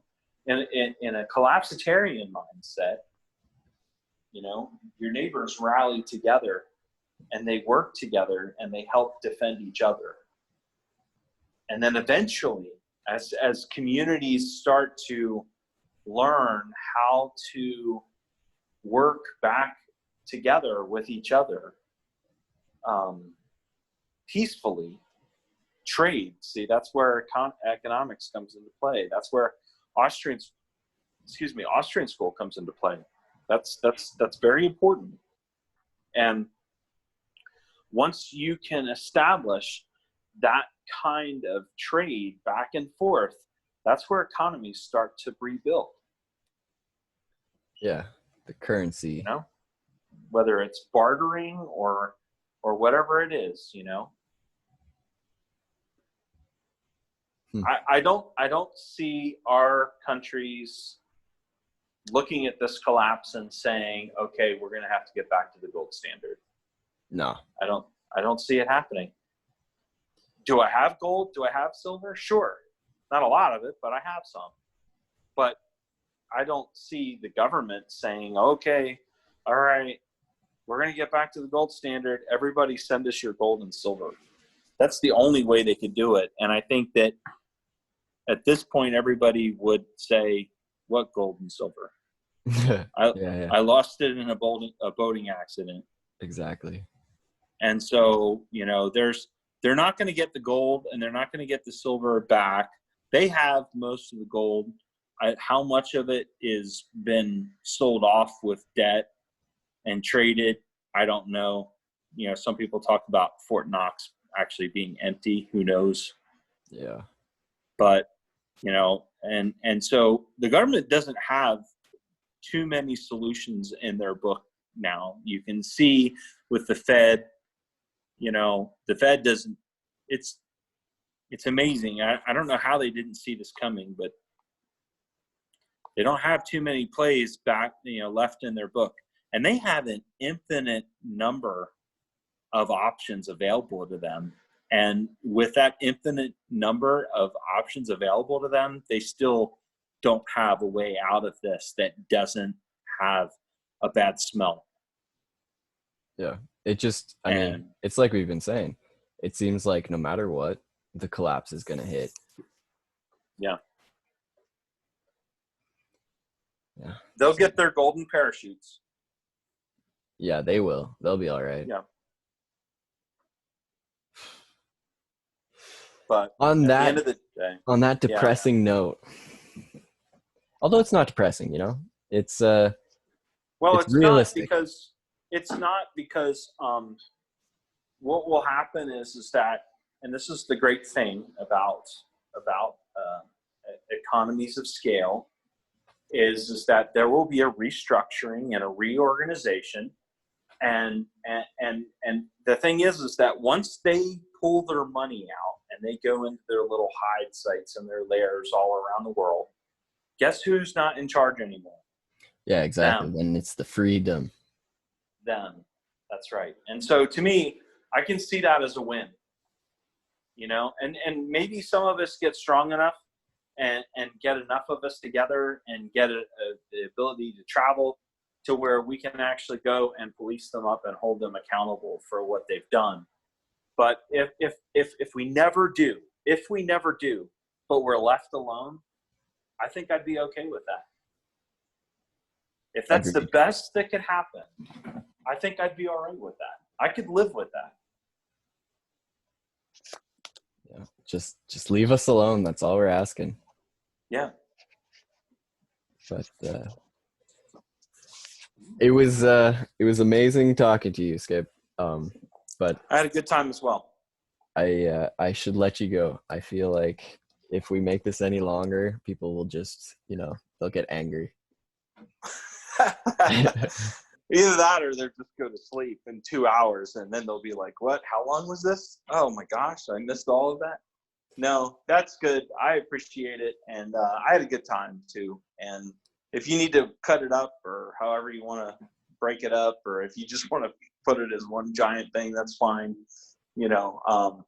My apologies for making it as long as it has, but if you've stuck this far along, then obviously you are stronger than most. We salute you. Absolutely. You strong, unboredomable person. No, all right, you take care. This was super interesting, and you take care too, Skip. Yeah. It was all right. It was awesome to talk to you. We'll have to do this again soon. Absolutely, I'd like to. All right. Have yourself a good night. All right, you too, brother.